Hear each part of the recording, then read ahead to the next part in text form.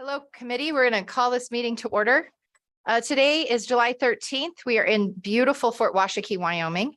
And before we begin anything, we're going to do a roll call. Senator Barlow. Present. Senator Case. Present. Representative Chestick. Present. Representative Penn. Here. Co-chairman Oakley. Here. Co-chairman Ellis. Present. Madam Chairman, you have a quorum. Okay, well, we have a packed room here and it's always wonderful to see so many familiar faces and friends. Tribal relations, we had a really lovely breakfast with some of our counterparts on the tribal councils. I think it'd be a nice custom, and we've done this in the past, for if everybody in the room could just go around and briefly introduce yourself and who you're with, and we'll start there. So maybe we'll come around this way and then we'll start with the audience, or then we'll move into the audience. All right. Well, good morning. I'm Sarah Penn. I'm a House Representative for District 33, which encompasses the reservation here, and also south of Lander and a few other areas. So I'm excited for this first Tribal Relations Committee and the things that we can get down and work on, and the relationships that we have an opportunity to make. And hopefully we can have a wonderful day. Thank you. My name is Ken Chestick. I am a representative, House Representatives from House District 13, which is the city of Laramie. Half of University of Wyoming campus is in my district. I'm a new member of the Tribal Relations Committee and excited to be here, learn more about what's going on up here and how we can work together to our common good. So I'm happy to be here. My name is Affie Ellis. I'm one of the co-chairs of the Select Committee on Tribal Relations. I'm from Cheyenne. I represent District 8, but I'm also Navajo, so I thought I'd give you my introduction in Navajo, if that's okay. Yata she'e de betlishini nishli, tabahi bashishchin, mai deshkizni dashishche, bitani dashinali. Ahehe. Ember Oakley, Riverton's House District 55 and Fremont County native. So I'm this will be my first opportunity to co-chair a committee, and I see a lot of faces that I know and recognize. Look forward to working with you all. I live in Lander, and I'm here to see a lot of old friends. So very, very nice to see you all. John, good to see you. Good morning. So my name is Eric Barlow. I represent Senate District 23, which is in Campbell County. And I'm a freshman senator, as my elder colleague likes to remind me.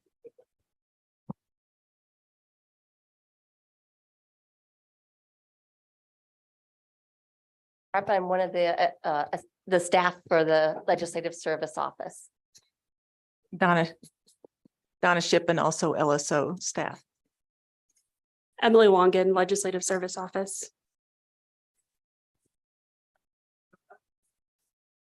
Ogden Driscoll, Senate District 1, part of Campbell County, all of Cook County, part of Weston County. Really thrilled to be here. President of the Senate, thrilled to be here.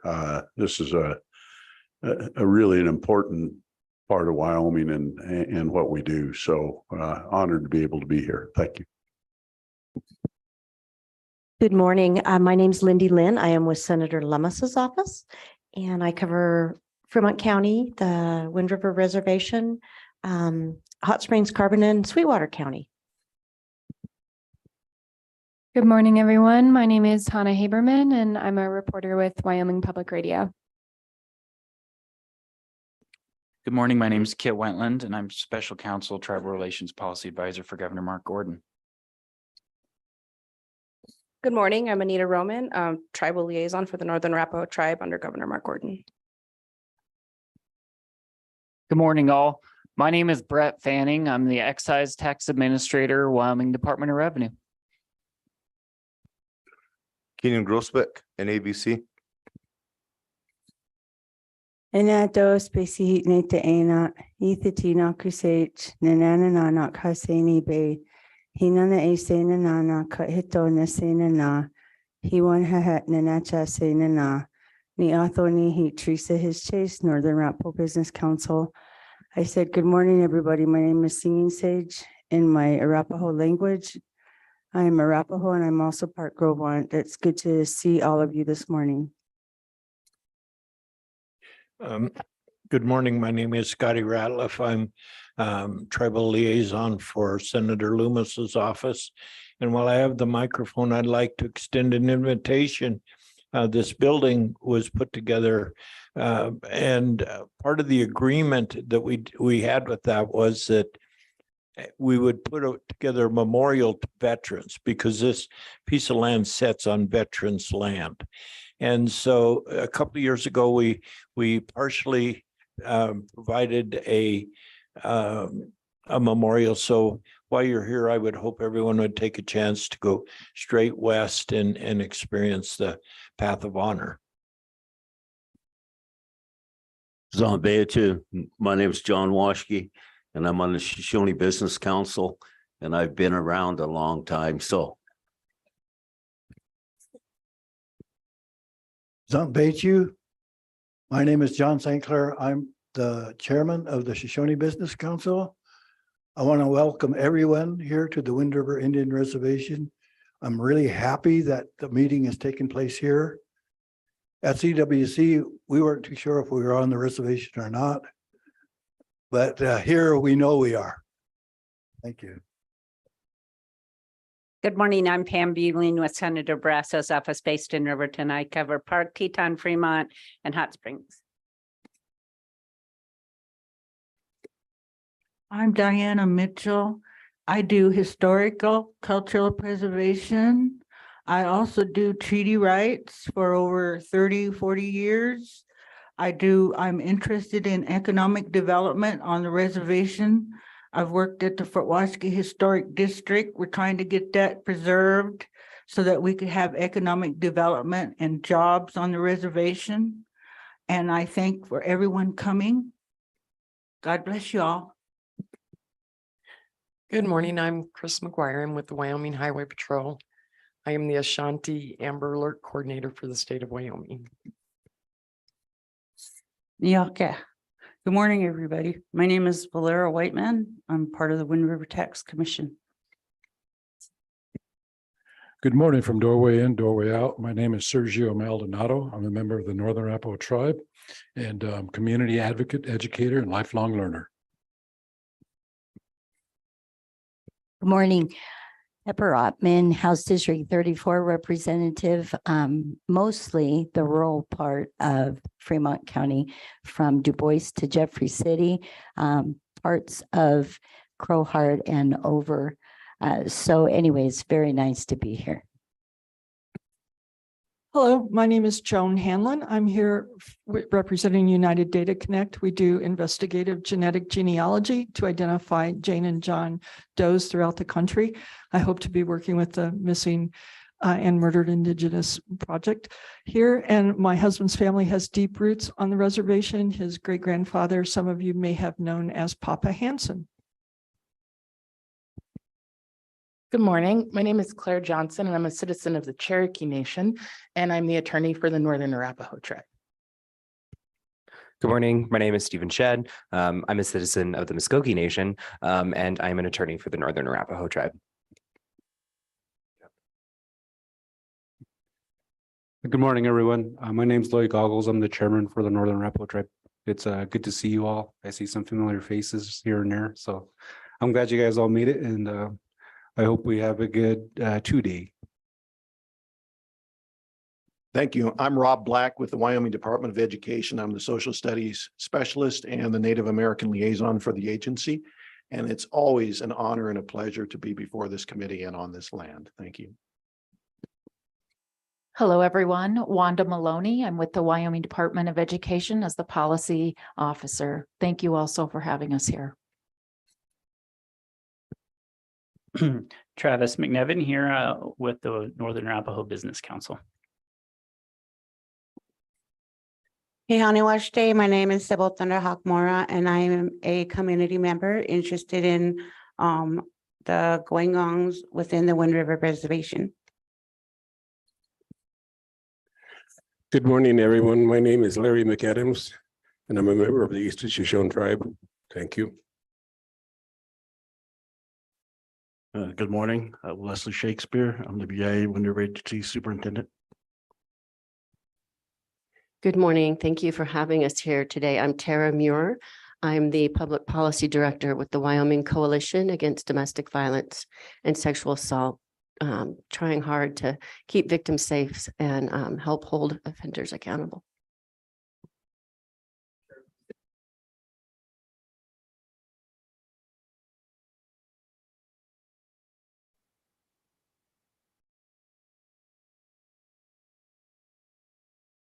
Morning, everyone. I'm BJ Claphouse with Wyoming PBS and help out with all the technology here. So happy to be here. Hey.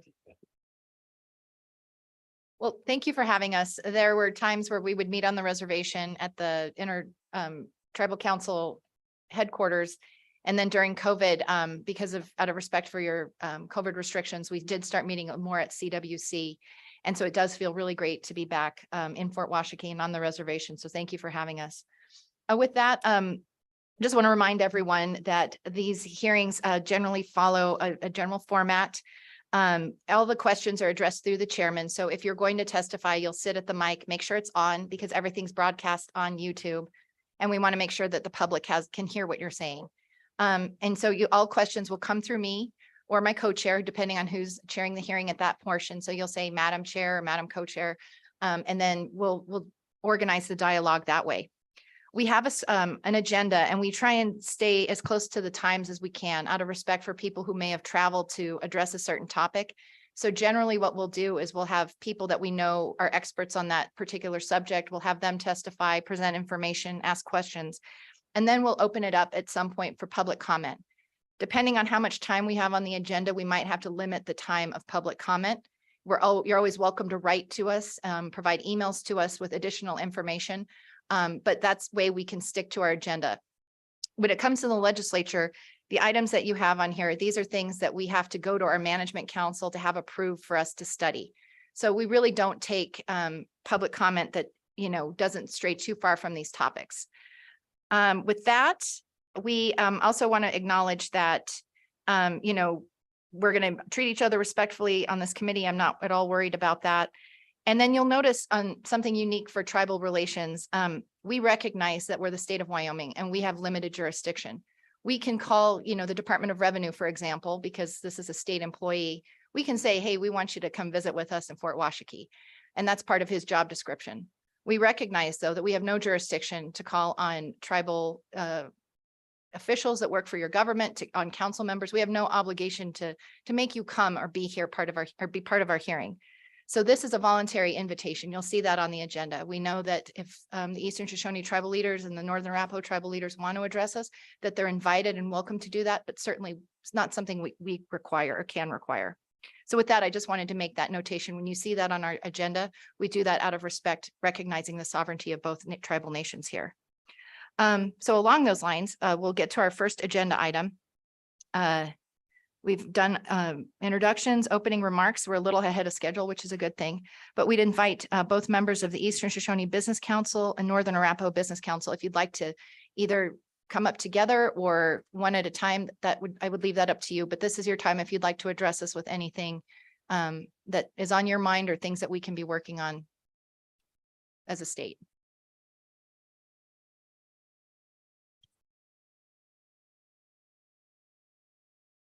Okay.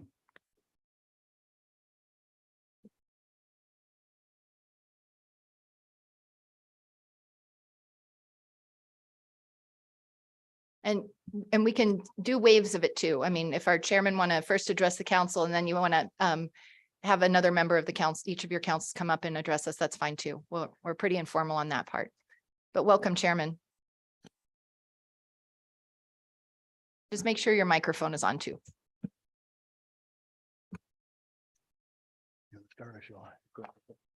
Well, first of all, I want to thank the Select Committee for inviting us.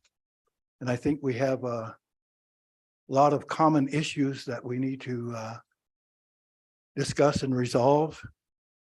And so the agenda looks interesting. I think we will get into the specifics of those when we get to each one. The update that's on the agenda for each tribe is, I just want to talk about a little bit of the projects and initiatives that we're involved in. Number one, I think, is the self-governance initiative, where we're in the process of using Public Law 93-638 to operate the local clinic here. And we looked at that. The Northern Arapaho Tribe is doing that at this time. We want to take that path also, because there's a lot of advantages of that for a tribe to do that. One of them is that we can use the funding that's appropriated by IHS, but we can also qualify for additional funding from either IHS or from other government sources. The second thing is that the federal government cannot carry over funds they don't spend, and tribes can. We can also lobby. And I think the most important thing is that we have a direct connection with our people, and we know the people's needs. And so that's the reason why we're going down that path. We're not doing it without including our people. We have a survey that we've been giving out. We're going to have informational meetings before we get to the end of it. And our goal is to accomplish this and take over by the end of this year. So that's one of our projects. The other project that we're involved in is with the Northern Arapaho Tribe, and it's a joint venture to build a clinic at Ethity and a clinic at Fort Washakie. So those are some of the things we're working on. The other project that the Shoshone Tribe has is the land between Walmart and the minimum security facility, prison farm they call it. And we're working along with the Riverton Medical District. We sold them a parcel of land. That project is going forward. They were funded not only by USDA, but I think the state give them some money to make it COVID friendly. And it looks like maybe groundbreaking will be coming in a few months. We're also in conjunction with the hospital initiative. We're developing the infrastructure north of the hospital and working with the city of Riverton and the Idea Inc.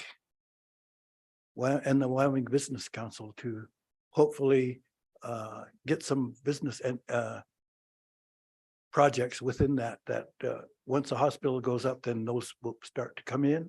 And so we're getting prepared for that. So those are just some of our projects that we're working on. Thank you.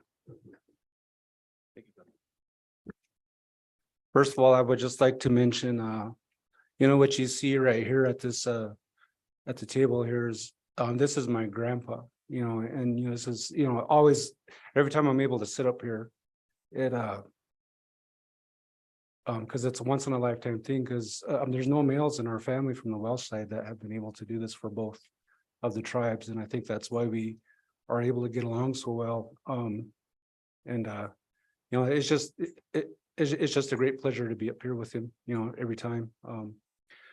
But alongside that, the thing that I would like to mention, and I'll make it brief, it's just that, we made a push to address the federal government when it comes to funding that, we are individual tribes regardless. And, there's a big a number difference, but the way that the government sees it is, we'll give you one lump sum, you guys can share that. And so, we've made a push for that. And then along with the agenda, there's been there's a little bit of everything that that the council members know a bit of. And so, with the direction that I had, and I'm always kind of able to follow along a little bit. So, and then I was hoping the others would be here, but there's, some things that come up, but, so I'll be able to follow along and add input or just, take notes, but it's good to sit here with you all and, on this beautiful morning, but all right. Thank you guys. Any questions from committee members for our chair, council, or tribal chairman? Thank you both for being with us. We really appreciate it. You're welcome. Next up on our agenda, we have an update on the Indian Child Welfare Act Task Force. I didn't know who was going to maybe address this. I unfortunately couldn't be at the meeting yesterday in person. I had a travel arrangement that fell apart. Senator Case, would you want to offer some remarks? Thank you very much, Madam Chairwoman. Yes, your ICWA Task Force met yesterday. We met at CWC in Riverton. It was a good meeting. We didn't go as long as we'd figured for the day. But we had a good first meeting. I think one of the things that we're going to have to discuss and try to figure out is, of course, the ICWA situation has been resolved favorably with the ruling from the Supreme Court. So, but there's still some work probably for the task force to do. And Madam Chairwoman, in one instance, when Wyoming kind of developed the Wyoming ICWA, we put in there about delinquency for juveniles. And the connection between delinquency and placement of children is a little bit different than in the rest of the Indian Child Welfare Act, and it's not covered in the federal law. And so we thought about just revising Wyoming statute to take out that reference because it went a little farther than the federal law did. But we're going to explore that more, and we look forward to working with you at the next meeting on that. That was the big kind of open question that we left on the table. Are there implications, or is there a way to thread that needle in terms of when children get in trouble and they're looking at placement, are there considerations made that should be made to tribal heritage? It does not occur now. So I leave it at that. And it was a great meeting. We missed you. I know that you were trying to get across Wyoming. We heard from you pieces and parts at a few times. And I can actually predict where you were by how bad your self-service was. But anyway, it was a very good meeting. I think Chairman Larson did a good job. We have new friends that are part of that. It's a strong committee, and look forward to going further. Well, thank you for that. I know Claire Johnson, who's the attorney for the Northern Arapaho, is also an ICWA task force member. Ms. Johnson, did you want to add any additional comments about an update? And kind of just for everyone's edification, I think Senator Case explained it adequately. You know, we were all kind of anticipating what the court might do in a decision referred to as Brackeen. And it had a couple of parts to it, and it was a complicated case. There were multiple claims made. And depending on what the court may or may not have wanted to latch on to, there was concern that somehow we'd invalidate ICWA. And if the court did that as a, matter of federal policy, certainly there was an opportunity for states to perhaps step up. And so that's why we did pass the codification bill. But now we know the lay of the land. So I think our work is a little bit easier, but still we have things to consider. Claire, did you want to offer any comments?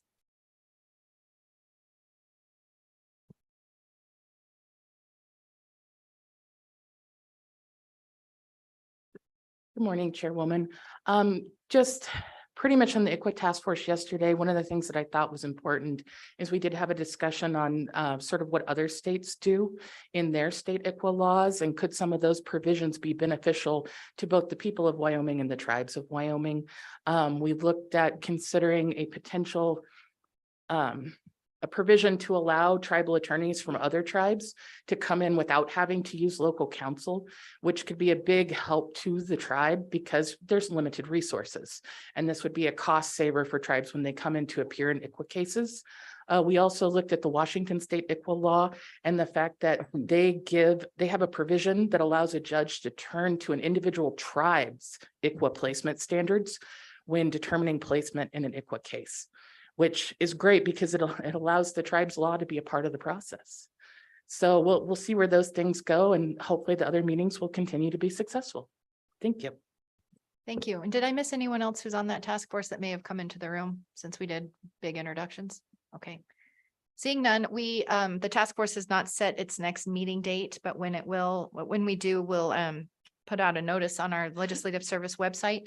If anybody wants to follow that work, you can go on our legislative service website, look at the committee, and you can subscribe and you'll get an email notification when there's new information posted. The next item on our agenda is an update from the governor's office, and we've got, I think, Mr. Wentland for that. And our new tribal liaison. Well, Mr. Chairman, that is the next tribal liaison Sorry. update. So we'll start, but we can just take them together. How about that? Thank you, Chairman. If it's all right, with you, we'd like to just tag team a couple of the updates on this section. And then, of course, we have I have the pleasure of introducing our new Northern Arapaho liaison, Anita Roman. She'll be doing her presentation on the liaison program. I'll do the overview later, but my name again is Kit Wentland, Special Counsel for the Governor and Tribal Relations Policy Advisor. This morning, I think we have about 4 main topics that we'd like to do updates on in this section. And we'll alternate back and forth. The first would be feral horse gathers. The committee's already well aware of this topic. We've talked about it a lot last year. There was a very successful joint funding operation where the legislature appropriated money to the governor's office for collaborative efforts on feral horses.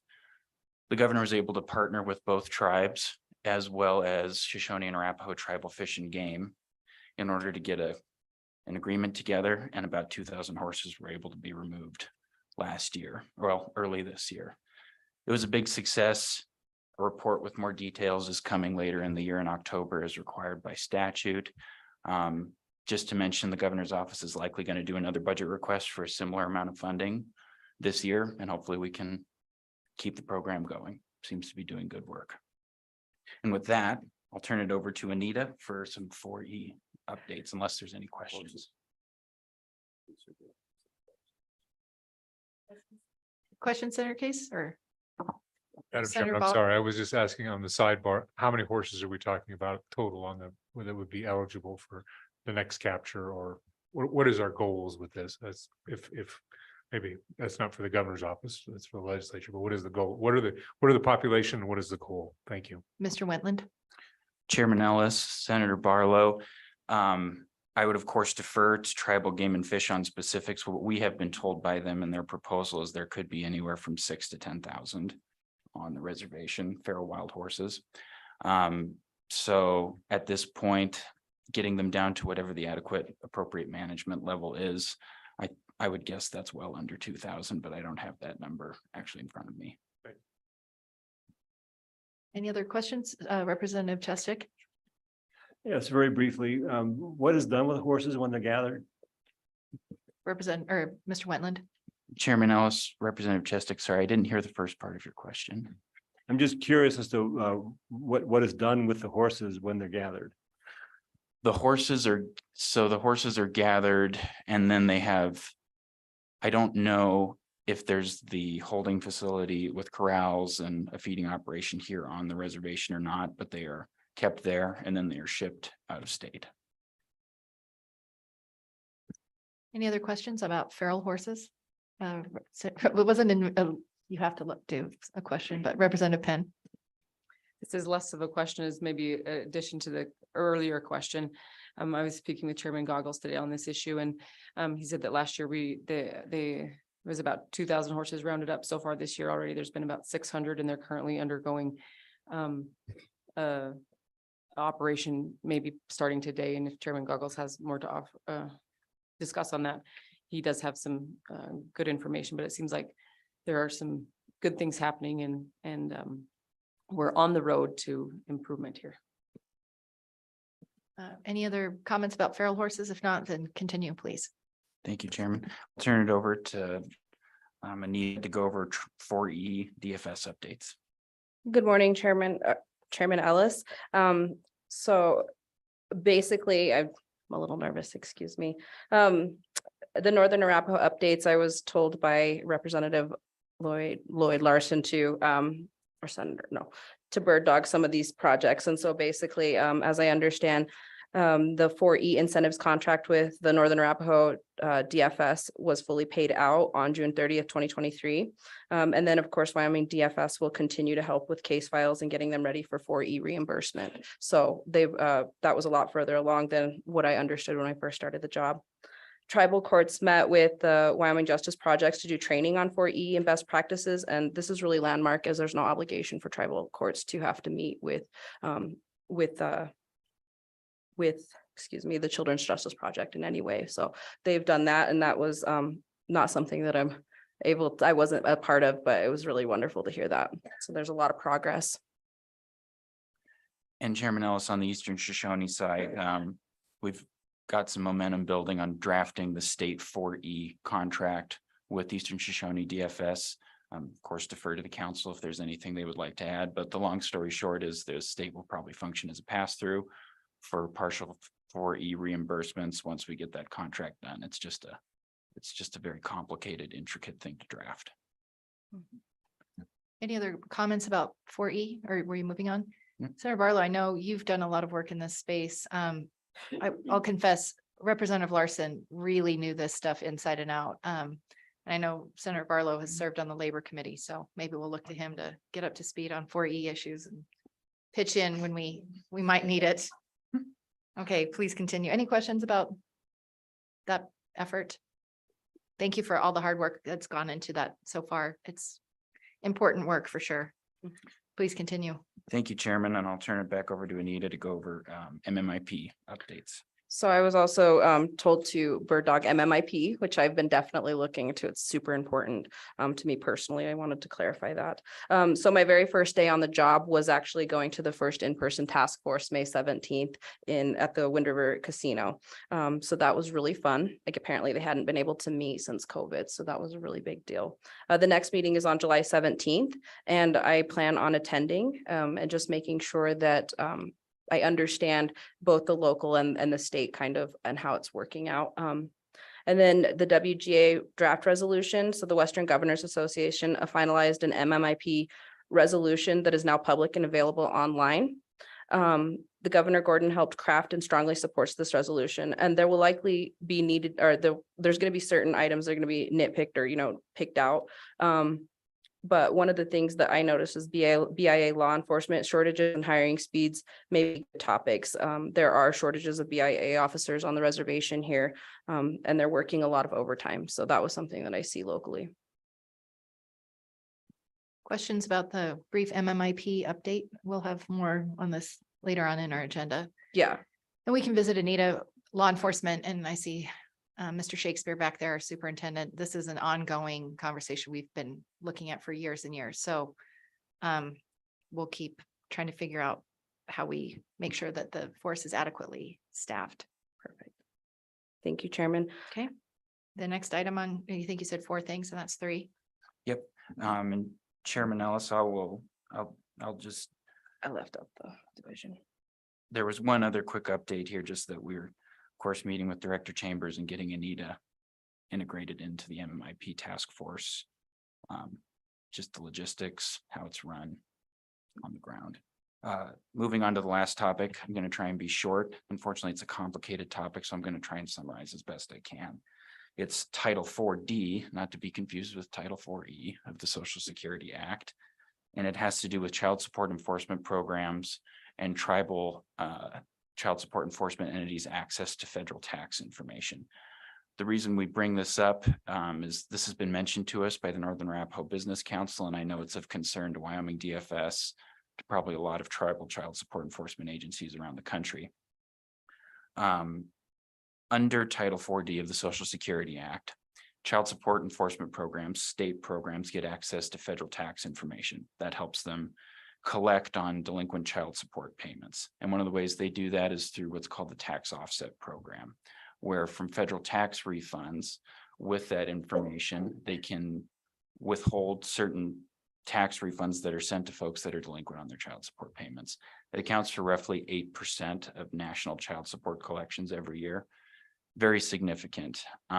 Of note, for years and years, while there are certain IRS provisions on how that information can be shared and used with private contractors, which the state uses extensively, like other states, to carry out that program because of the administrative load, as well as tribal programs. While there are those statutes and there's certain restrictions on that use, the state has been able to share that information with tribal programs and those contractors. The IRS has held findings in abeyance that maybe too much information was shared or not, because they recognize that every state and almost every state in the country does that and that it's needed. Unfortunately now the IRS in February stated that they're going to reverse course. And now if states do not strictly comply exactly with statutory requirements, they're going to withhold federal tax information and prevent the state's ability to share this information with contractors and tribal entities. And it's important to note, for the tribal side, these tribal entities cannot get that information independently. They have to get it through the state. So this is, of course, of concern. It's of concern for Wyoming DFS on the contractor side. That's for a different committee, I think. On the tribal side, though, we've been looking at a way to address this problem. There is a bill in Congress currently called the Tribal Child Support Enforcement Act. It passed the Senate unanimously a year and a half ago, and it's been stuck in the House. It's something that the governor is interested in looking at advocating for. It's something we're happy to talk with each tribe, with the committee about, trying to advocate, of course, with our federal delegation as well. Long story short, Wyoming Child Support Enforcement Program has been rated #1 in the nation for 10 years. We've worked well with our tribal colleagues, just looking for a way to continue that and help them with an issue that's of concern to them as well. Questions, Madam Co-Chair? Thank you, Madam Co-Chair. Mr. Wendland. So what provisions of the tax code are in issue? What is it that we would need to do to be in compliance so the IRS didn't withhold that information? And Mr. Wendland? Chairman Ellis, Chairman Oakley, as I understand it, within the IRS code, it interacts with, there's the child support enforcement provisions in Title 4D, and those tie into the IRS code under federal tax information. And under there, while the state program can get a broad universe of federal tax information, there's only 3 pieces they're allowed to share: name, social security number, and I believe the amount of delinquent support. However, administratively, every state in the nation has to use contractors to cover the administrative workload and has for decades. And so in order for them to do that full service enforcement, they've shared a little more than those 3 details. And the IRS has held findings in abeyance that was outside the scope for 10 years or more, recognizing that practically the program can't function without that. Follow up, Senator Case? Thank you, Madam Chairwoman. Mr. Wetland, have we approached our congressional representative on this? Is that one of the topics the governor's office is collaborating with her on? Mr. Wetland? Chairman Ellis, Senator Case, that's what we hope to do. And Follow up, Mr. Senator Case? and thank you very much, Madam Chairwoman. Conceivably, this committee or even the legislature could be of assistance in that. Sometimes a letter from the committee or, we need to know more about it before we decide whether to do it, but we could help if we can. Follow up, Mr. Wetland, would a letter from the committee be helpful? Chairman Ellis, I think in coordination with our federal delegation, we haven't had a chance to speak with them yet, but I think the more support, the better. Okay, and just to follow up, I'm trying to look online to see if I can find the bill reference, and I see where it passed during the prior session unanimously. I just don't see it was introduced in this current Congress, so I might not be looking at the right thing, but we can get more information to the committee to look at that bill and really understand what the language says. Senator Barlow? Thank you, Madam Chairman. So for Mr. Wentland, is there anything the state can do on our end? Maybe we can send a letter to Congress, but that's about all we get to do with them. So is there anything the state can do to help part with this partnership independently of what Congress may or may not do? Thank you. Mr. Wentland? Chairman Ellis, Senator Barlow, I would defer part of the details of that to DFS, but as I understand it, there's really maybe 2 or 3 options. In the meantime, DFS has to create a mitigation plan. The deadline for compliance with IRS's new mandate is October 1st, 2024. And it's either creating a mitigation plan where they come into compliance with what the IRS wants, or they lose this access. And the other option is really federal advocacy. Unfortunately, since it's a federal tax code issue, the state can't alter how the IRS is allowed to share that information out from the IRS. Any other questions for the governor's office? Seeing none, we will on our agenda, you'll see, we'll talk about public comment. If I could see a show of hands, if anyone wants to talk about or have comments on feral horses, Title 4D, MMIP briefly, because that'll be a bigger part of our conversation in the agenda, or this IRS issue. I've got 2 people who would like to testify. How about you come up to the table right now? And I should add, we had some leftover breakfast burritos from the morning. So if anyone's hungry and you see a burrito back there or some orange juice, please feel free to have one. Welcome and thank you for being here. Good morning. Sambechu. I'm Bobby Shangati, an enrolled member of the Eastern Shoshone tribe. I'm addressing the horse issue. In 2019, we brought a management plan in front of the Shoshone General Council, and we had lost quorum. We had planned out a management plan, so that way not all of our horses are put into the cannery when they're shipped off, because a part of our culture is the horses. The Eastern Shoshone people were the first ones to have the Indian relays. So our horses are very powerful. They are part of our prayers. They are also part of our land and keeping it maintained with all the natural grasses. I do understand the ranchers need room for their cattle, but it's also a part of our treaty rights, you know, to protect what is on our land. And I think there should have been a better management plan put up, because they're killing our culture. And that's the way I see it. Because we do not have access to go out there and round up the horses as we were. And, you know, my family, we had a good small program going. It did not seek outside funding or anything like that. And we had our nieces and nephews come in, work with wild horses. They tamed them down. But what we've seen is they were bringing their friends that came home or came to our home from troubled homes, kids that were neglected at home. And I watched these kids build relationships with these horses, and these horses trust these kids, and they created a bond. And since we weren't able to go out and round up horses and continue that program, a lot of those kids and a lot of the adults that have helped us fell back into addiction, fell back into struggling with a lot of things. And that's where our culture should come into play, because we're different. That also comes into play with, you know, ICWA, our culture. We have to keep that going. Back into the horses, you know, one of those kids that were with us, he ended up committing suicide, and his biggest thing was he never had anybody there.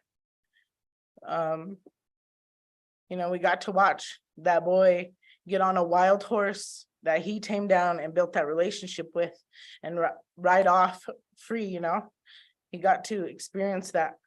You know, we bought him his first cowboy boots. And I'd really like to see a better management plan with that, instead of just shipping all of our horses off of our land, because they do mean a lot here. It's a circle of life here. And it's not fair that our business council or even our Shoshone General Council don't support our culture more. Good morning, Zantiga Beach, name's Austin Hill and part of the Eastern Shoshone tribe and just like to give my opinion on the horses. And as she said, you know, that's very true. We've had meetings, you know, we try to get our culture because that's our main thing is that's our culture. Horses go back way back with our people. You know, they've almost went extinct, but we still, you know, they made a comeback here and they've been here longer than cows have. And with that being said, you know, there was a process that's supposed to be taken on talking about fish and game or culture, horses, all of that has to be brought forward into the general council, and that hasn't happened, and we're the only ones pushing for that. And then all of a sudden there's a management plan going on. And also with the intertribal council, see, there's also a process of how entities are approved, and that's through the Shoshone General Council. That has never been brought forward in front of the general council of the people. And with that being said, you know, that program with the horses, you know, we try to get that on there, and because that's very important to all of us, you know, as Indian people.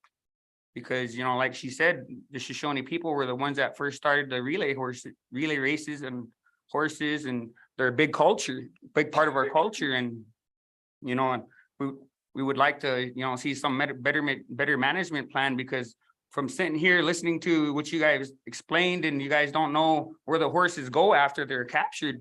And from my knowledge, being in this whole footwork and all of the what's going on, they had a corral over here, but they don't have horses that are kept in there anymore. That they take them to their private places, maybe to be shipped out. But far as I know, when they're shipped, they're sold to the cannery. And when they're sold to the cannery, they're made to glue whatever they made, you know, rawhide, whatever it is.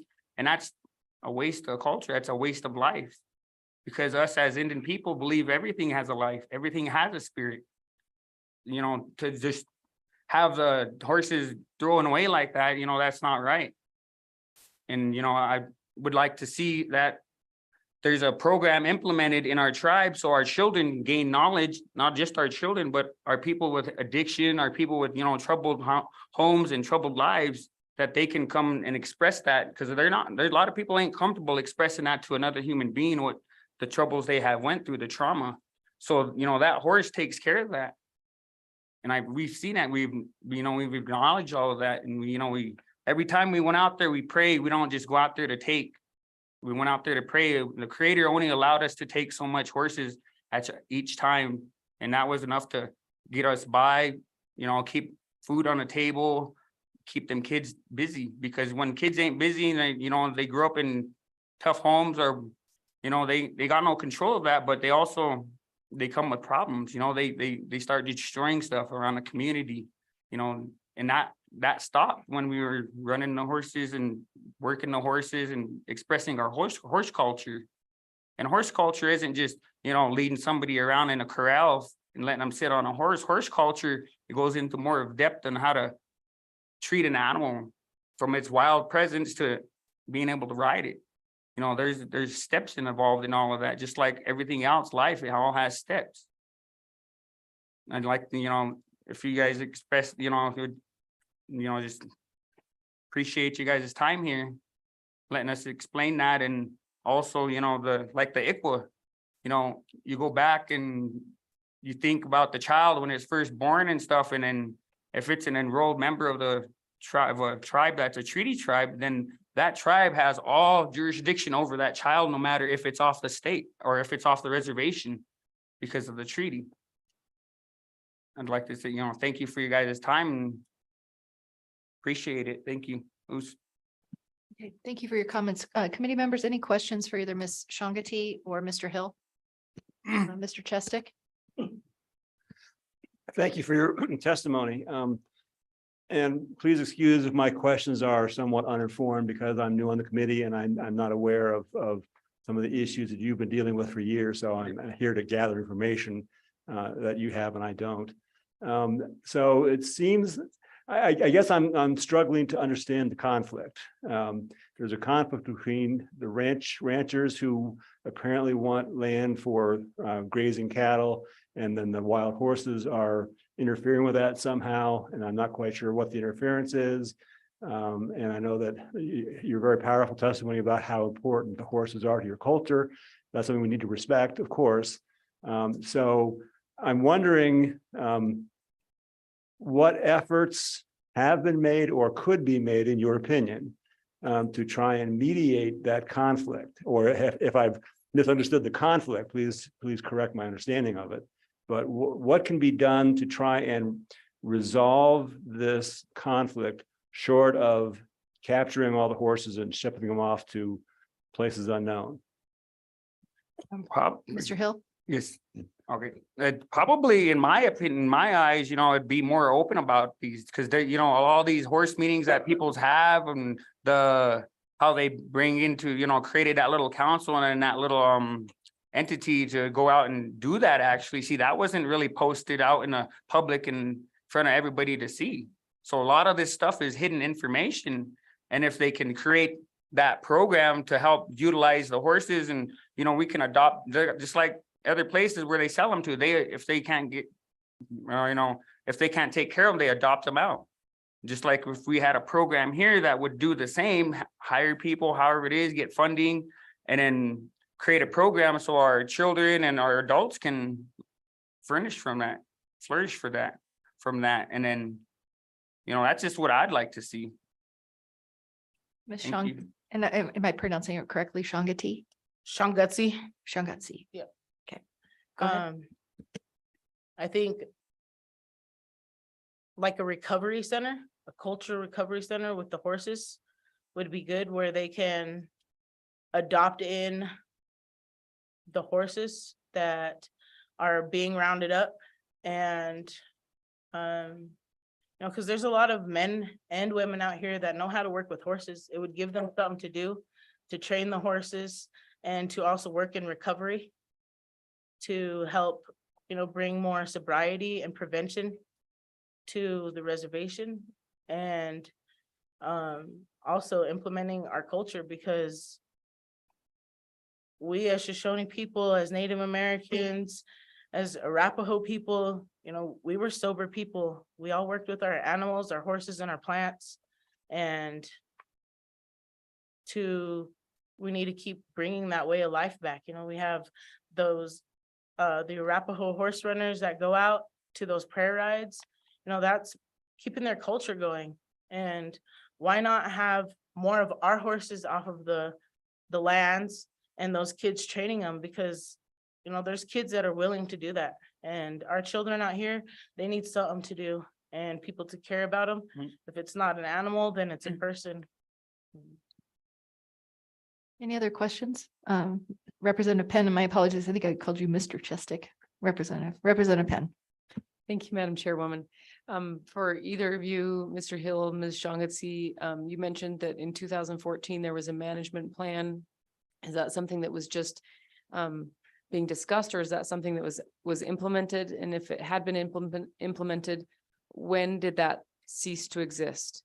Thank you. Ms. Hill, or Mr. Hill, or Ms. Shangutsi? In 2019 is when we had submitted it to the Shoshone Business Council, and it was put on the Shoshone General Council agenda. During Austin's presentation, for some reason, the SBC had called a quorum count, and instead of letting him finish his presentation. So in the middle of his presentation for the management plan, we had lost quorum during the quorum count, and the general council had ended. So the meeting ended, and he didn't get to finish presenting the management plan that he had written up with other members and other community members of the tribes. So that's basically where it ended, was right there. And then a couple months after that, the Intertribal Council, Shoshone Fish and Game, and the BIA, I think it was the range office, also started up their own little team that started going out and rounding up the horses with the state. Any other questions? Follow up? Thank you, Madam Chairman. Have you, so that was in 2019. How often does your general council meet, and have you had any opportunities to bring this before the business council or anything since that time? Ms. Shaughnessy? Yes, we are supposed to have quarterly meetings. Every 3 months, we're supposed to have general council meetings and the rock hall has been an issue, so that has been the excuse of why we haven't had meetings. And then just multiple cancellations through the business council, so we can't get quorum. Also, they screen what is on our agenda, so they determine if it gets put back on or not. And since 2019, Austin has put it on 3 more times, but it has not made it back onto the agenda. Any other questions? Seeing none, thank you for your comments. Thank you. Thank you. Is there anyone else in the public who wanted to offer public comment on the topics, Title 4D, feral horses, MMIP briefly, or any of the other items that the governor's office had raised with us? Oh, yep, we have one person. Please have a seat and identify yourself for the record and just talk into the microphone so we can all hear you. Thank you. Good morning, thank you. My name is Sybil Thunderhawk, and I am a member of the Ogallala Lakota Sioux tribe, but I am a descendant of the Eastern Shoshone tribe as well, and I am a community member. My comment is in regards to the feral horses. I am a community member who lives in the country, on the countryside, and my concern is the process of gathering. I live at the end of the road, and watching Fish and Game gather the horses to me seems like a really dangerous situation that I would like to see the horses gathered in more of a more humane, I guess, in a humane way. One of my concerns was how dangers of gathering with an airplane flying low, forcing the horses to run, breaking their legs, biting each other, fighting each other. And some of the horses would be arriving to their destinations dead. And I've seen the horses gathered onto flat trailers and they were dead as well. So another issue would be the high-powered rifles to get the horses running. The rifles would be shot down into the land area where there's occupied homes, and the airplanes would fly really low to where, you know, we can see the drivers and whatnot. The issues of our concerns as community members were brought to the attention of several of the Shoshone Tribal Business Council, but you know, they just didn't seem like there was any interest due to a contract being in the Fish and Game office. So it was just basically, you know, heard, but nothing done about it. And my concern was the shooting the high-powered rifles at the time of gathering, and how we live 300 yards from where they are shooting and gathering, and the issues of trespassing. You know, the Fish and Game wardens would trespass as well onto private family lands and set up their trapping, what would you call it, corrals, you know, where they trap the horses. And I agree, you know, as a traditional individual, you know, we practice our ceremonies and our culture with our horses, and we hold our horses in high regards as far as, you know, being a medicine for our people and our children. And we believe that horses are a healing power for us, and is a healing medicine. And I supported Austin and Bobby's comments because I believe that as well. And I really want to say thank you for letting me make a comment and taking time to do that with y'all. Thank you for coming. Questions for Ms. Thunderhawk? Seeing none, thank you for sharing your comments with us today. Okay. Anybody else want to speak on this portion for public comment? Seeing none, this part of our hearing is closed. We're going to move on next to the discussion of the tribal liaison program. And for that, we'll have the governor's office and Ms. Roman come on up.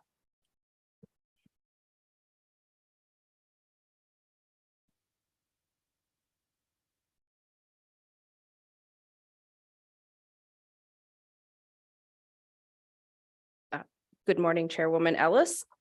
So I will just go ahead and start out and then I'll hand it over to Kit. So I started May 17th and I've really just been building as good of strong relationships as I can with both the state and my tribe. The agency director meetings that I've already had was with Director Obrecht and the LSO, Wyoming Department of Environmental Quality, and with Director Parfit, as well as a few of his staff members. Wyoming Department of Family Services and Director Corinne Schmidt.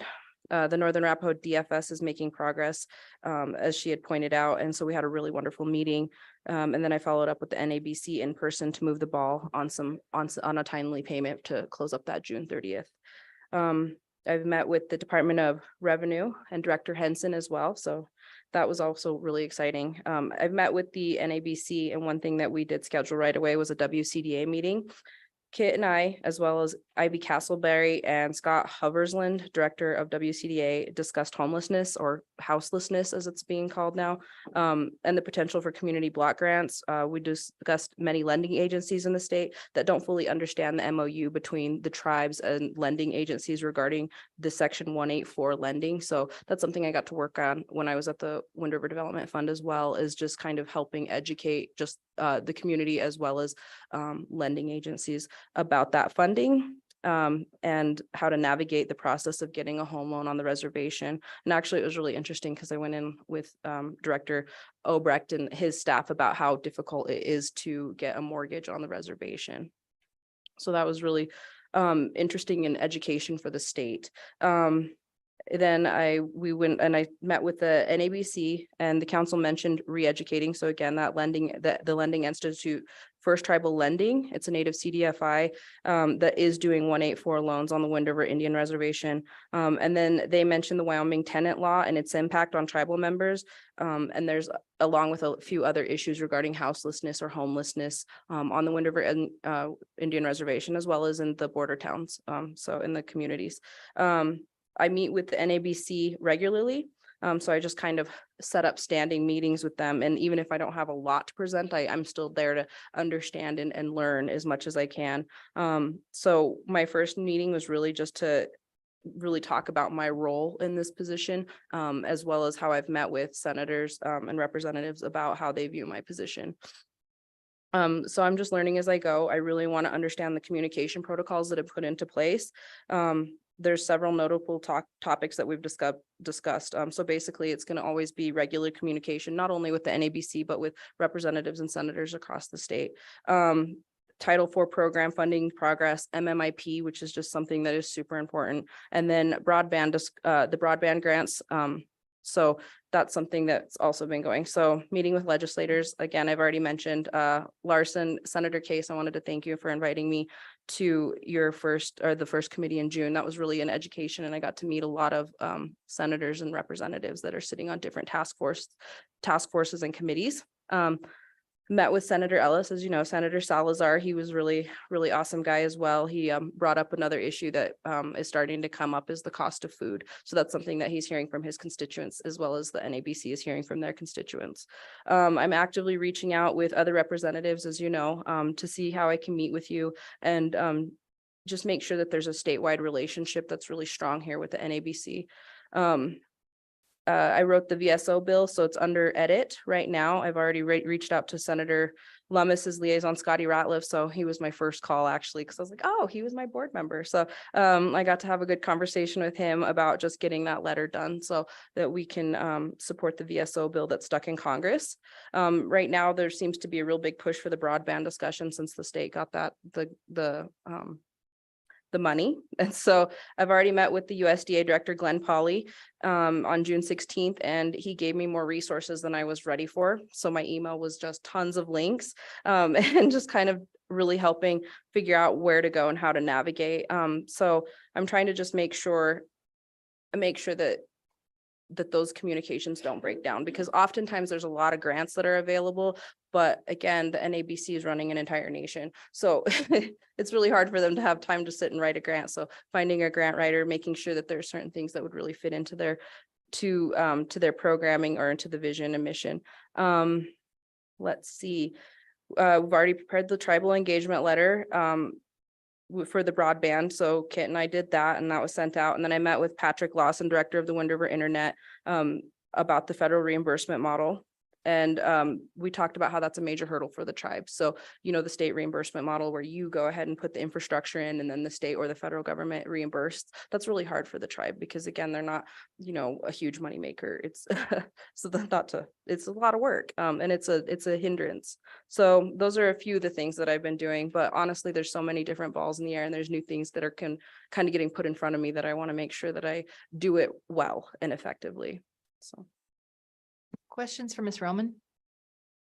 And maybe this is a good time to just kind of segue a little bit into the memo that was provided in the meeting materials that LSO prepared. And some of this kind of arose, I know that both tribes have had liaisons in place and then liaisons have left and, you know, there've been vacancies and holes in these positions.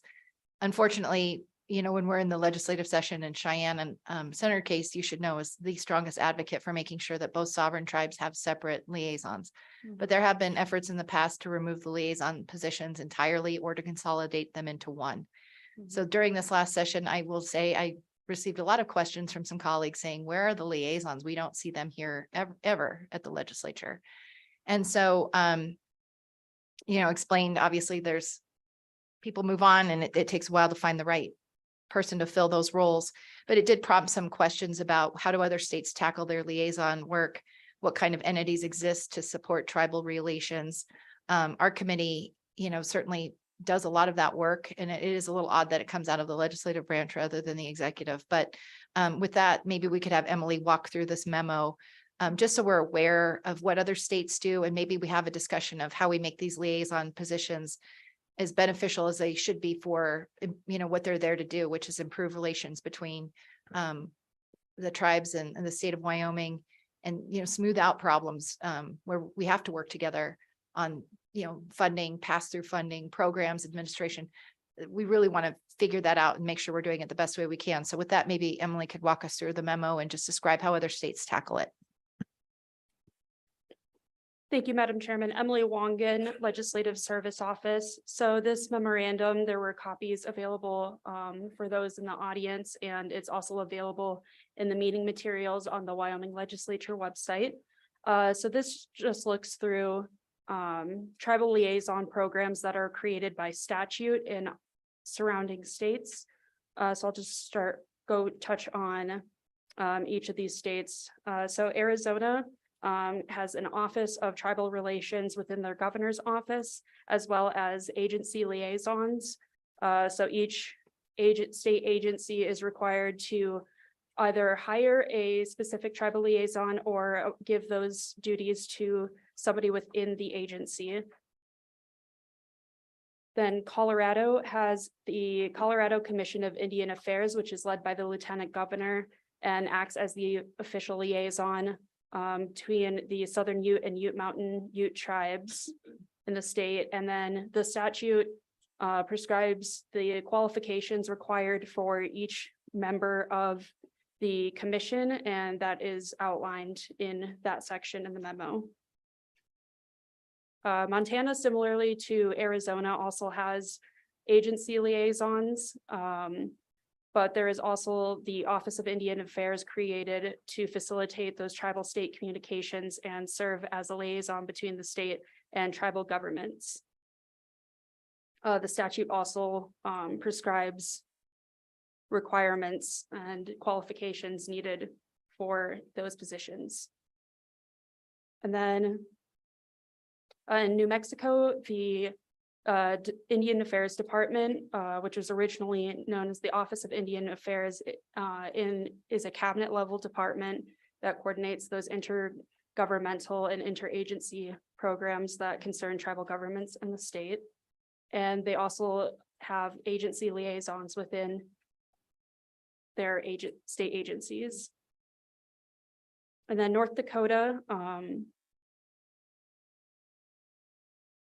also has a Indian Affairs Commission that helps tribal entities with negotiating tribal state agreements if they are asked for that assistance, and also help make sure agencies are cooperating with tribal governments and including them in their decision making.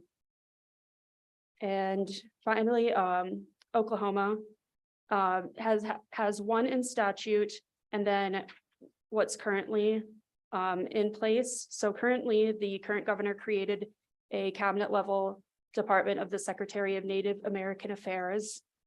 So this was created in 2019. But before that, the previous governor had employed a Native American liaison, and that is set in statute, and there are specific qualifications that are listed in this memo. So that's a quick walkthrough on what other states are doing, and I would be happy to answer any questions. Questions for Emily? Thank you for this. This is, I think, a helpful document. Okay, seeing none. With that, maybe I'd circle back with the governor's office. You talked to us a little bit about the liaison positions. I mean, we're just wanting, I think it's a good time to just reevaluate. Are there things, when you're looking at candidates, how do you define their job description, or what's their job description? Thank you, Chairman Ellis. Would you like me to just move into that program overview generally? Because I will cover that if that's all right. That sounds great. Thank you. So I'll give a high level roadmap of where I'm going with the program overview. To start, we'll give the current status quo of our candidate selection with Eastern Shoshone. And of course, we already have a Northern Arapaho liaison. And then we'll move from that to going through what we view as the purpose of the position, pulled from statute, the various duties that I've distilled down to general categories, understanding it's a complicated role with a lot of responsibilities, and then the protocols we put in place to help protect that foundation. So to start, we were happy to welcome Anita on board in April. She's done a great job. And as we all know, with anything to do with policy, you drink from a fire hose the first few months, and everything's complicated and there's a lot of it, and it all comes at the last minute. We just are happy that she's been able to get on board and work on that.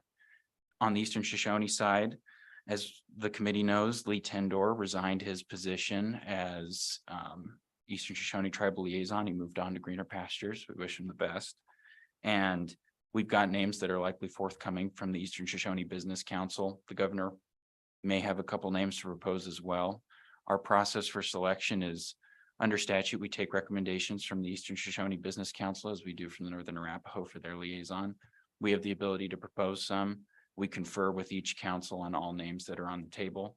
From that group, boil it down to a group of folks that we solicit application materials from, evaluate those application materials, select interviews, and after the interviews, the governor goes through his deliberation process and we make a selection, all of course in consultation with the council. And we try to keep the committee through the chairman as updated as we can through that process. Moving on then to the program overview and how it operates. I think while there's a lot to the liaison position, it can be boiled down to one key idea that's found in Title IX in the liaison statute. And the purpose is to encourage mutual respect, understanding, and leadership between the tribes and the state, as you'd mentioned, Senator Ellis. I think that can be boiled down even further. The liaison position is a diplomatic bridge, and it functions through communication and relationship, which are key, especially in such a small state like Wyoming. Looking to that, the governor's administration, Governor Gordon's administration, we believe has developed and utilized the position more extensively and consistently than ever before. This includes the development of job descriptions, internal protocols, fiscal controls, official agreed processes for selection of candidates that we've worked out in consultation with each council. And it also includes several check-in and communication meetings with the governor's office for accountability, which includes weekly policy check-ins with the policy advisor, whether that's me or whoever's in the position, a monthly meeting that the liaison has with the governor, either in person or virtually if they're in town or out, as well as the facilitation of our quarterly meetings with the business councils. Moving on from that development, I've distilled down into 4 general areas what we view as the duties and role of the liaison. Understanding, of course, there's a lot to it.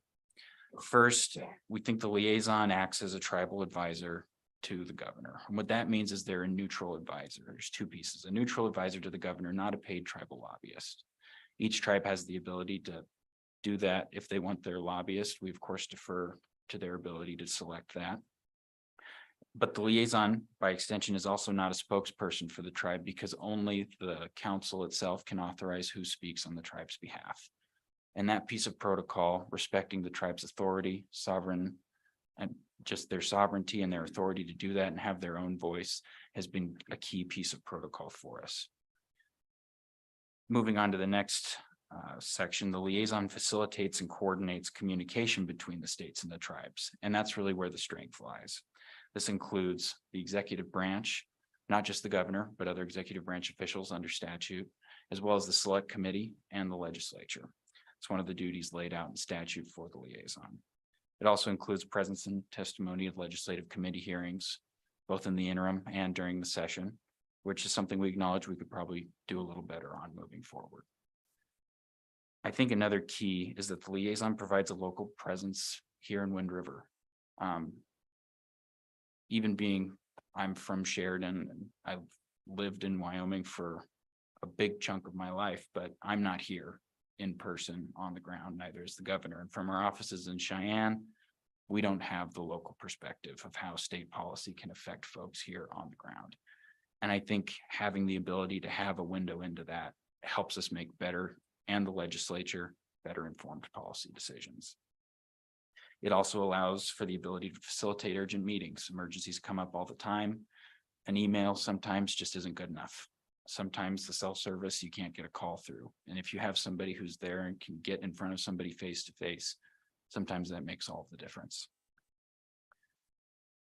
Moving on, then the last piece that I've mentioned before, we think the key for the liaison is establishing relationships and building a network.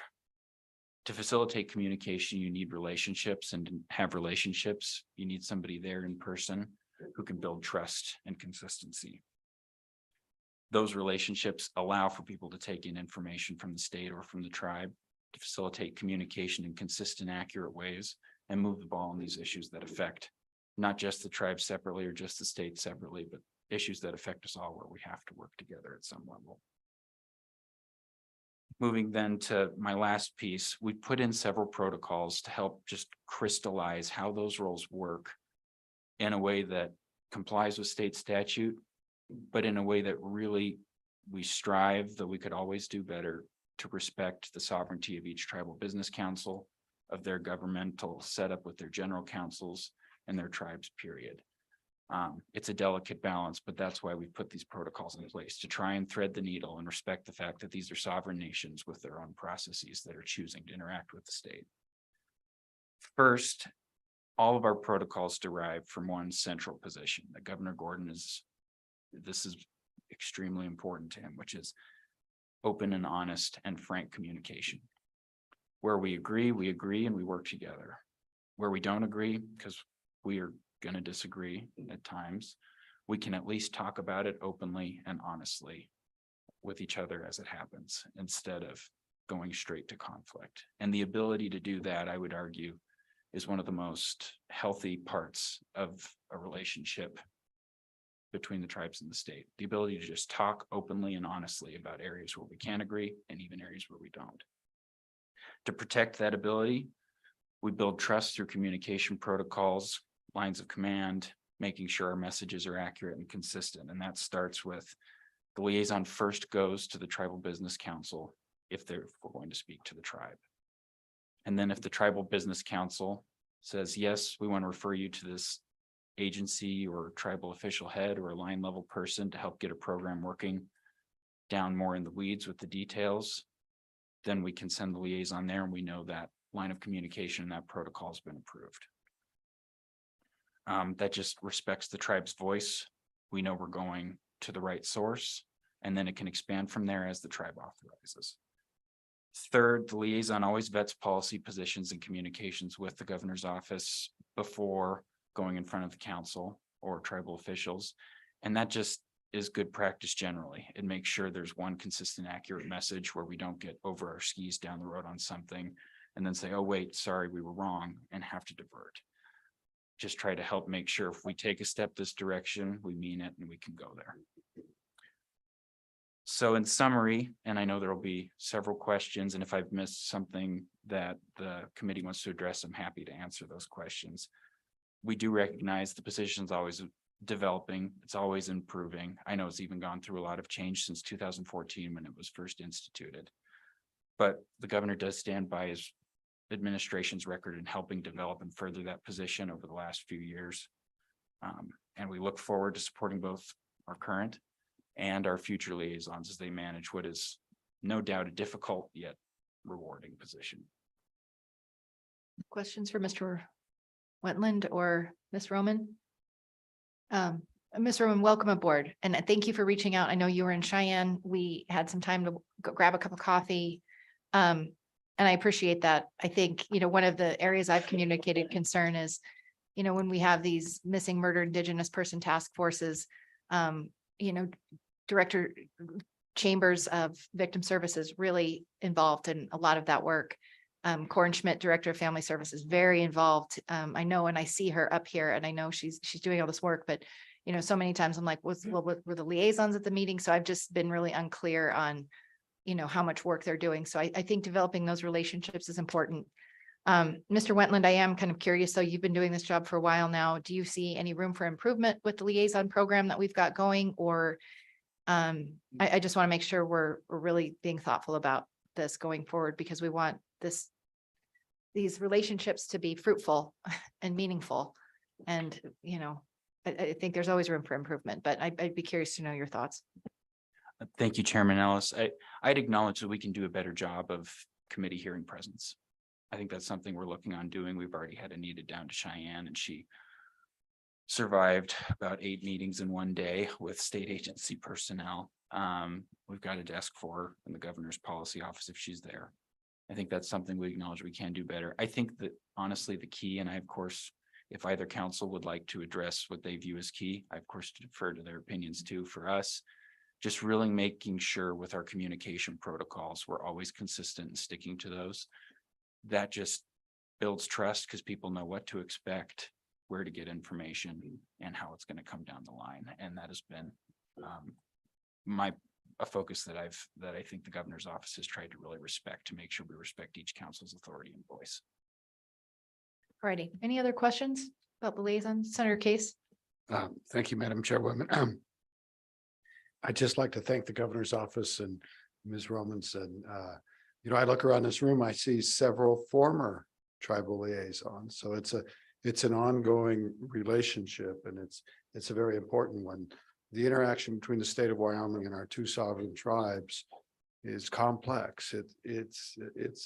We have lots and lots of programs and policies that overlap, as well as things that don't fall within the policy shop of any agency. So it's not an easy thing, but I want to commend the governor's office. I think their thoughts about the protocol and the roles exhibit kind of an evolution at its highest point, I think. And so I'm very grateful. This is a great program.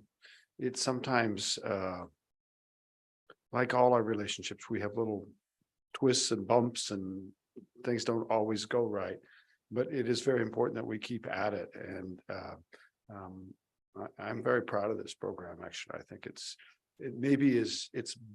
despite all the great things we've done with the tribal liaisons, I think maybe its future, maybe even ahead of it. And I'm excited about that. And if I may, just committee, things that I've sorted through in the past, I think there used to be a Commission on Indian Affairs in Wyoming that largely dissolved at some point. We finally removed that statutory reference when we were doing some cleanup language a few years ago. And so when you look at what other states do and how they tackle it, certainly if you're in Arizona and you're dealing with 22 tribes, there's a lot more work and a lot more communication. Montana, I think, have 8 tribes.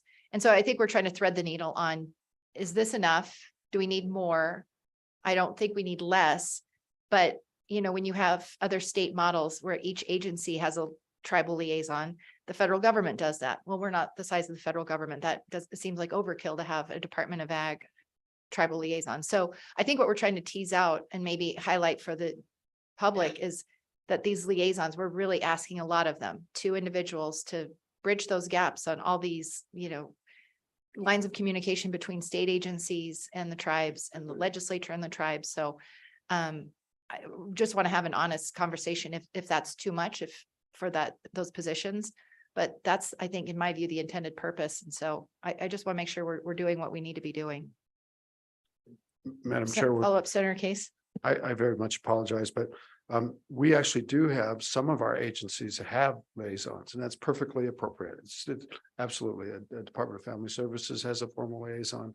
I believe a YDOT, I'm not sure if they do or not, but certainly they have people that act in that role. And that is just absolutely appropriate. It's not the desire to inject another layer of bureaucracy into this relationship at all. It's just, so I really appreciate your comments, Madam Chairwoman. Okay. Councilwoman, yes. Thank you, Kit and Anita.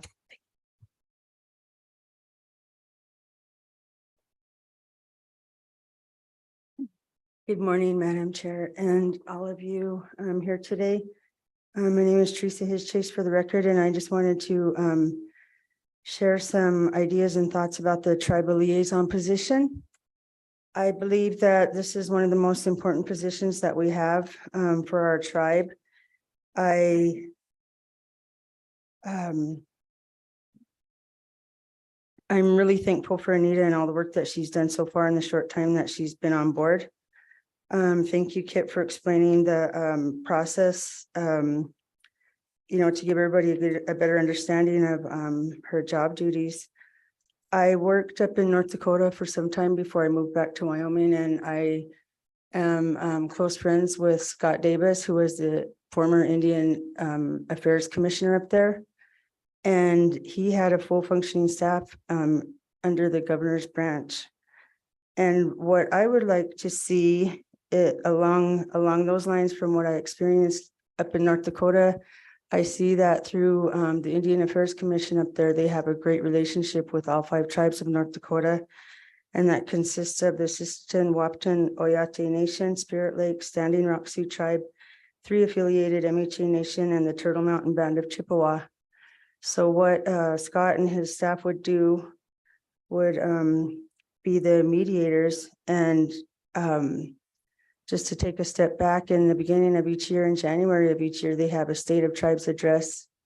And each year, the chairman of the tribe takes a turn to provide the State of Tribes address to the legislature and governor. And with that, they send a message of how things are on, within all 5 tribes. They give an update, as well as express some of the needs. And some of the things that they talk about in the State of Tribes address is how they are dealing with land issues, water issues, housing issues, air quality issues, education, solid waste, economic development, energy, etc. And I think that would be something wonderful for us to think about, because it would be a wonderful way for you guys to all get a better understanding of us and the situations that we face on the reservation,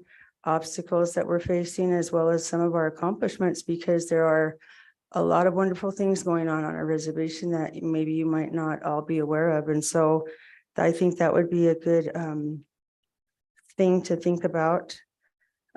What I expressed in one of our initial meetings with Ms. Roman was that I would like to see the tribal liaison have their own website with a toolbox for our tribal members, so that, the toolbox to help navigate through and get a better understanding of bills that are coming through that affect us, looking ahead, the week ahead, during the legislative session, bills that pertain to us in any, on any topic, as well as recent news, what the tribal liaison is up to.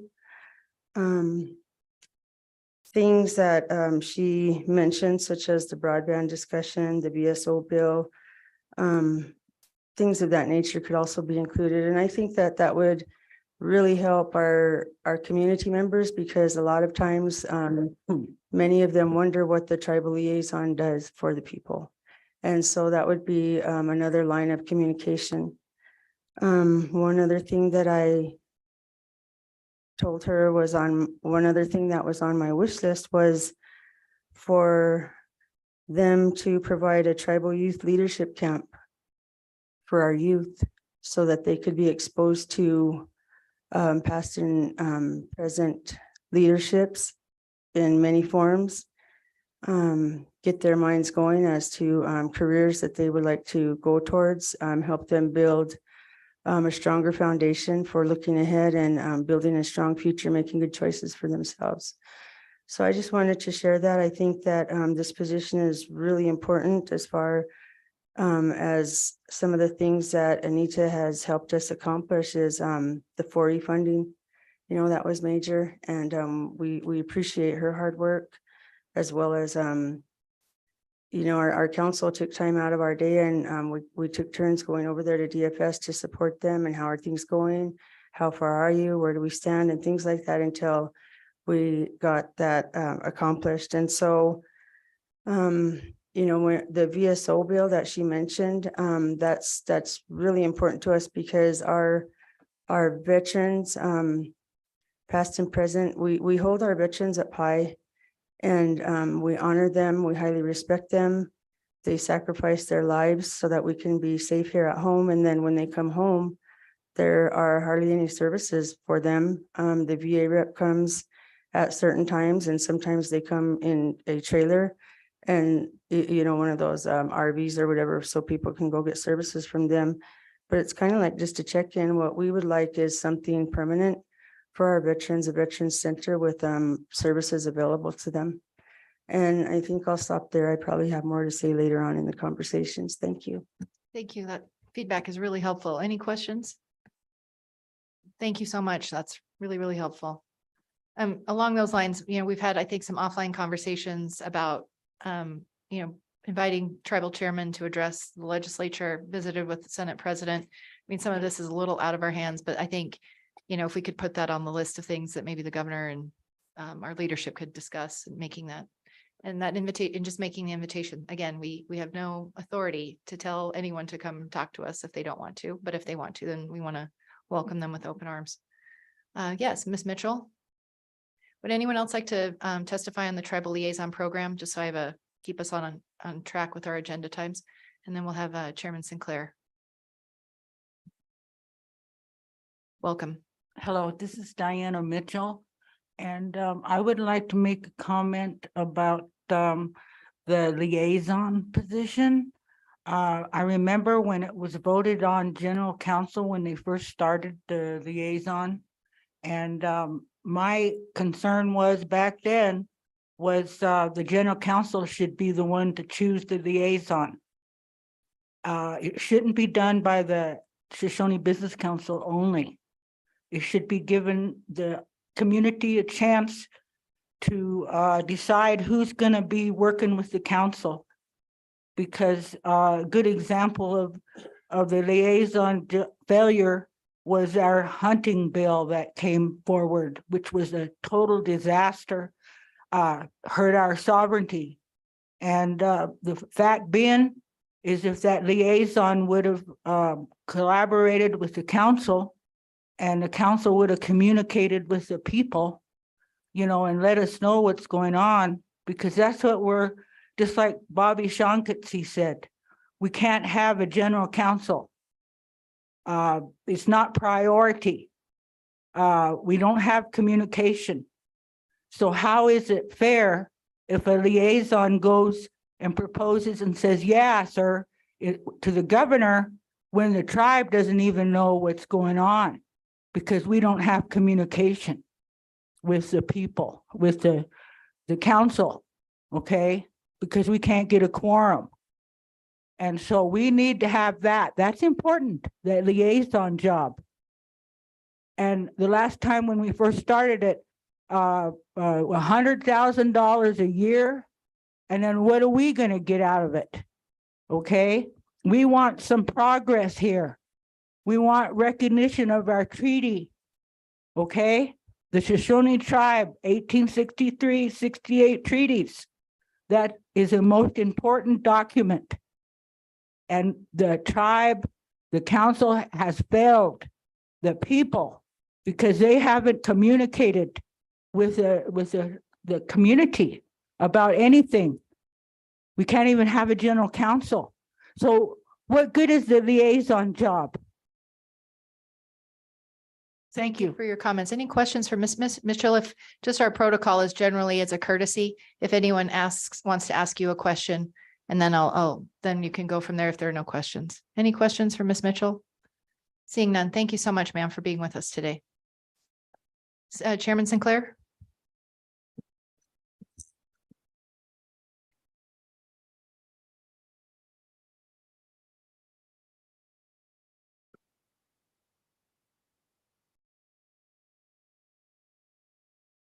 Madam Chairman, both of you, thank you for allowing me to say a few words about the liaison position. As it was stated earlier, our liaison did resign to move on. And so we're in the process of that selection. And we're not doing the selection, the governor is. We'll just make recommendations, and we're open, to any entity in our tribe to submit their recommendations, and we'll pass that on. But I believe the position of liaison is very important. During the legislative sessions, things get pretty hectic and things change, come up fast. So that position is important to keep us informed as to when something's going to be considered, when testimony is necessary. So the liaison position, I believe, is one of the most important, because it's not a mechanism for this person to advocate for the tribe or advocate for the state. It's a liaison means it's a bridge in between and for communication and openness, but also it educates that person too in terms of state government and in terms of tribal government. So that person that holds that position then can move on to either government to function in. So that's an important aspect of it for that particular person. But if I may just, if you allow me to make some comments about the Indian Child Welfare Act.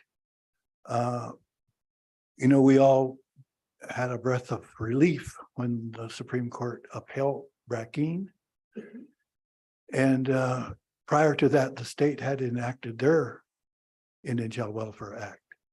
And so we believe that with both pieces of legislation, we can move forward with a better processing of these cases as they come up. Now, I worked as a tribal judge for over 30 years, and I've seen a lot of these Indian child welfare cases come through the court, represented the tribe.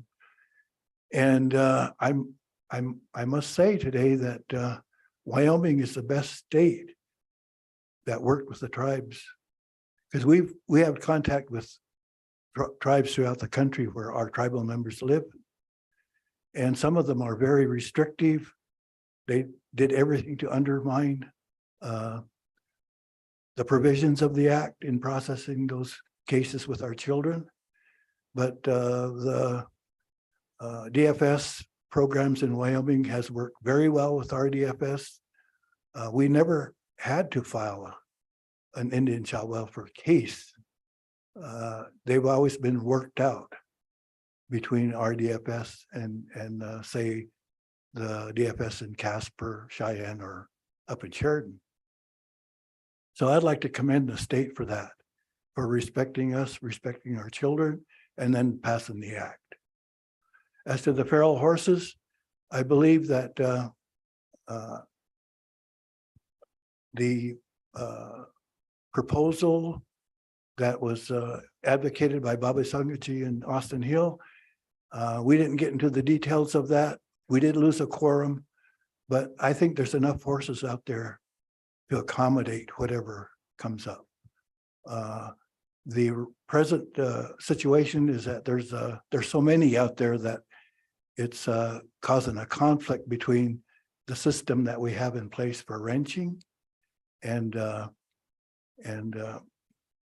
the horses out there are just this year there's a lot of there's more vegetation because of the rain, but we need to move forward and try to reduce the numbers so that we can accommodate both.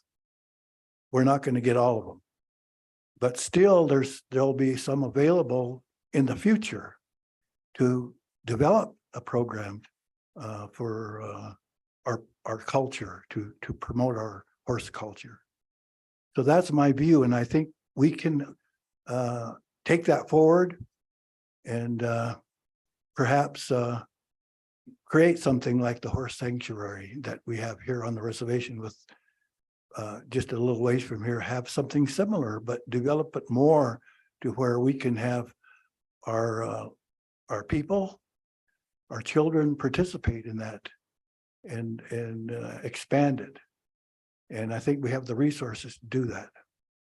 So thank you very much. Any questions for the chairman? Okay, seeing none. Thank you so much, Chairman Sinclair. Would anyone else like to testify during public comment on the tribal liaison program? Seeing none, that part of our agenda is closed. Madam Chair, it is 11 o'clock. We're a little ahead of schedule. Our next discussion will be on the collection of sales tax, my favorite topic. And you all laugh because you think I'm joking, but I am serious. I was just gonna say, how about we take a 15-minute break and we'll come back in here at 11:15 and then we'll start talking about sales tax.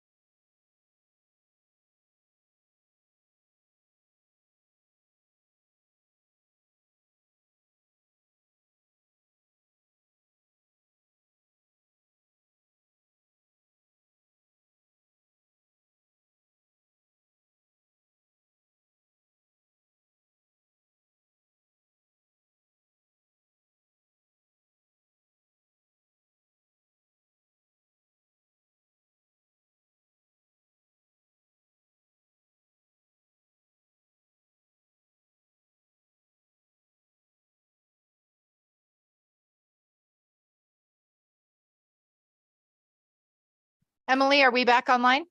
Okay, we're online. The next item on our agenda, we'll just give it a minute. We need to have a little quiet so we can hear our presenter here.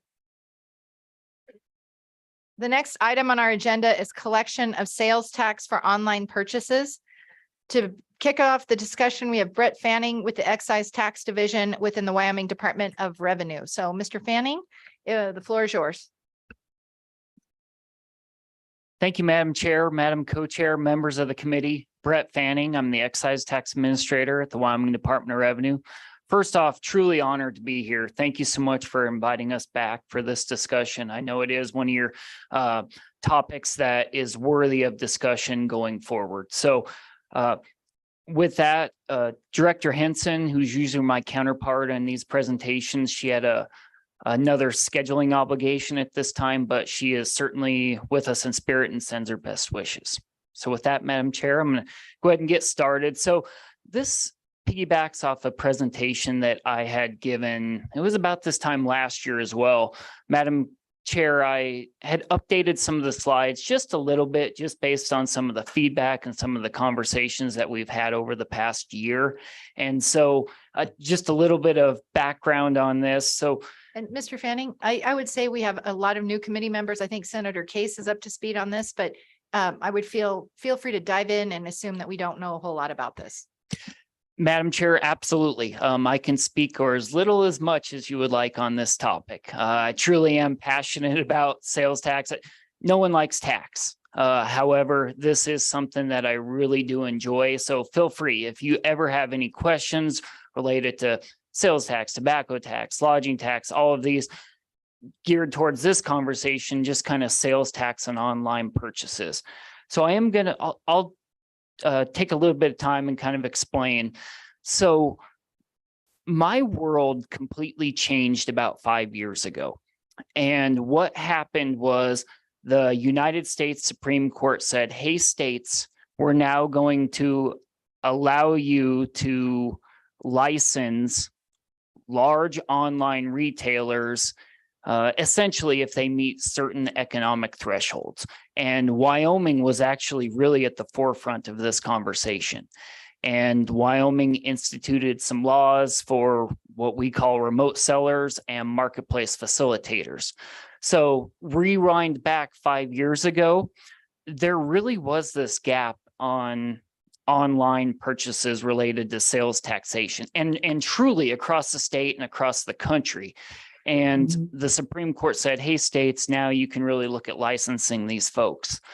And that's really what we're talking about. The United States Supreme Court ruling was in 2018. So 5 years ago, the reason the state of Wyoming really had success in passing some of these statutes and laws and regulations was this wasn't a new tax.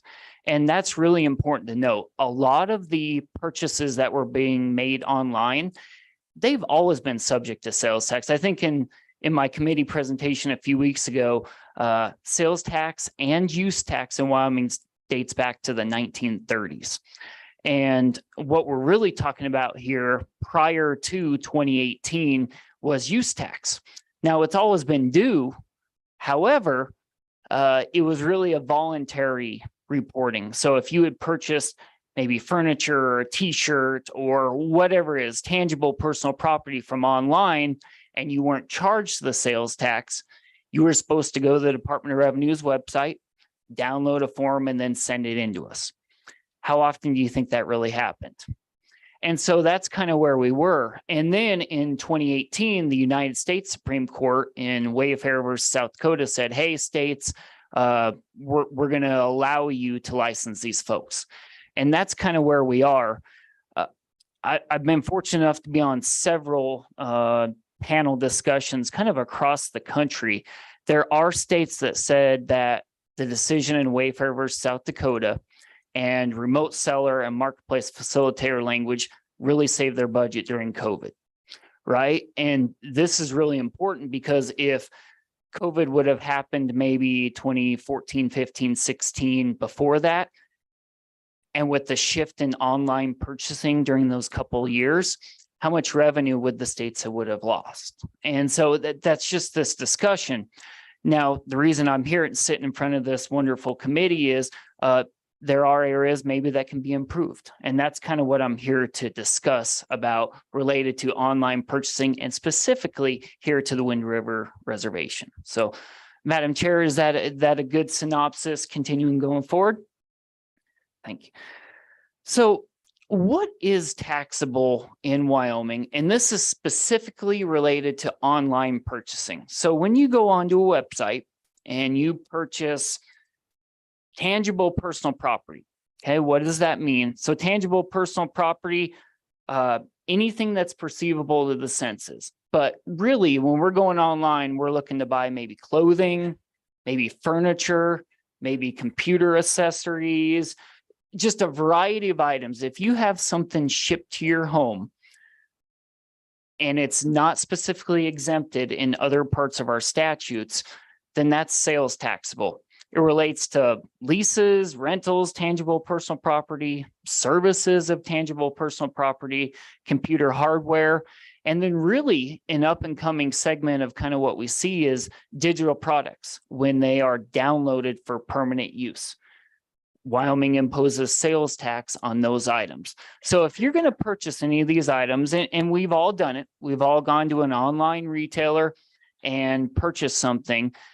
Now, since 2018 and 2019, they're supposed to charge you the tax rather than you having to go to the Department of Revenue's form website, fill out a form, and then send it in to us voluntarily. So the online retailers are this conduit between the taxpayer and then the Department of Revenue. And then those taxes, as we all know, go to fund services that we use every single day. Moving on to the next slide. So there are sales tax exemptions that we have in our statute, dozens of them, really. And so what really is a sales tax exemption? So this is when in the state of Wyoming, and really any state, is when there's a taxable imposition statute, but for a variety of reasons, maybe the legislature or the federal government, or we've gotten Supreme Court cases has decided that, hey, these aren't going to be subject to taxation. And really a variety of different reasons why there are exemptions in our statutes. Here in Wyoming, we really have three different types of statutes, or three different types of exemptions. So we've got entity-based, use-based, and product-based. And I'm diving a little bit deeper into these. So the first one is entity-based. So what this means is you are allowed an exemption just based on the entity that maybe you represent or you're associated with, or however that works. So in Wyoming, we've got exemptions for federal entities. We've got exemptions for the Wyoming state government, and then we've got exemptions for religious and charitable organizations. So if you are associated with that specific entity, you don't have to pay tax in Wyoming on the vast majority of items. It's important to note when I get through these first two, so we've got entity and use-based. So remember, these are exemptions. So an online retailer, or really a retailer that we could walk just down the street or across the county or whatever it is, they need to be provided an exemption certificate in order to know you're exempt. Otherwise, they don't know. And that is a difference between the entity and use-based exemptions we have in our statutes, as opposed to product-based exemptions, which are available to everyone. So a use-based exemption, okay, we have a variety of exemptions for agriculture, manufacturing, resale. Remember, if you go into a retailer or an online retailer, they don't know that you have an exemption available for you because they don't know what you're going to use it for. And that is completely different than the third category here, which is product-based, where this is an exemption that's available to everyone, everyone sitting in this audience and everyone across the state of Wyoming, where product-based, non-prepared food, livestock, outbound freight, these are exemptions available to everyone. So we all know that food for domestic home consumption, that's exempt to everyone here in the state of Wyoming. But say the state of Wyoming is going to buy maybe a piece of machinery or maybe a repair shop's going to buy something for resale, those retailers aren't going to know until you tell them otherwise. And in the state of Wyoming, that's via an exemption certificate. Why are we all here? There is an exemption in our statutes, and it's available to tribal members, and we administer it as an entity-based exemption. So that statute 3915-105 A Romanet I Big A is sales which the state of Wyoming is prohibited from taxing under the laws or constitutions of the United States or Wyoming. And I am going to get into a little bit deeper on that. I have a couple slides that are really going to discuss kind of how this exemption has been administered by the department in the past and currently as well. So next slide number 4 is, are tribal members exempt from Wyoming sales tax? And in many cases, that answer is yes. They most certainly are. Remember, there have been a lot of U.S. Supreme Court cases over the years that have addressed state taxation versus sovereign rights, and a lot of discussion there, a lot of court cases. And the state of Wyoming has followed, along with many other states that have tribal considerations. It's kind of this two-part test, for lack of a better term. And I use that with the utmost respect. But if you are here in Wyoming and you're an enrolled member of one of our 2 tribes and you receive the purchase on the reservation, you are eligible to claim an exemption from sales tax. And that includes from our online retailers as well. And so there's really this discussion where, hey, I thought there wasn't any sales tax on the reservations. And that is common. I do hear that on maybe a monthly basis saying, hey, I didn't think there was any sales tax. But remember, you can still receive a purchase on the reservation, but maybe someone from myself, I don't have an exemption available for me. I don't have an entity-based exemption, while others on the reservation might. So if you are going to sell it to a tribal member on the reservation, there is an exemption available. If you're going to sell something that's taxable in the state of Wyoming to me, I don't have an exemption available. And so that leads to this conversation we've been discussing for a while is, should some of these factors really contribute to how someone is getting an exemption in the state of Wyoming? Also got to note too that the United States Supreme Court has really, states have followed this guidance. The vast majority of the research that I've done all throughout the country, and we're going to get into some examples that are a little different, follow this test.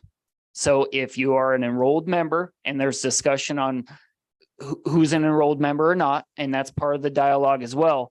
But then if you meet that state's definition of an enrolled member, and then you receive the purchase on the reservation, in most cases, you are going to be entitled to an exemption in that state. And so just moving on to slide number 5, and it goes back to what I was discussing before. So if we purchase something, or an enrolled tribal member purchases something from a large online retailer, they are going to charge sales tax because they don't know any different.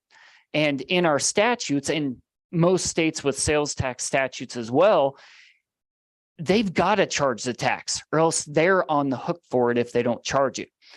How can that online retailer kind of get off the hook of online sales tax, or if they were ever audited and didn't charge sales tax? They've got to have this streamlined exemption certificate on file. That's what protects the businesses who are going to sell something without tax, and they have an exemption, and there's an exemption available.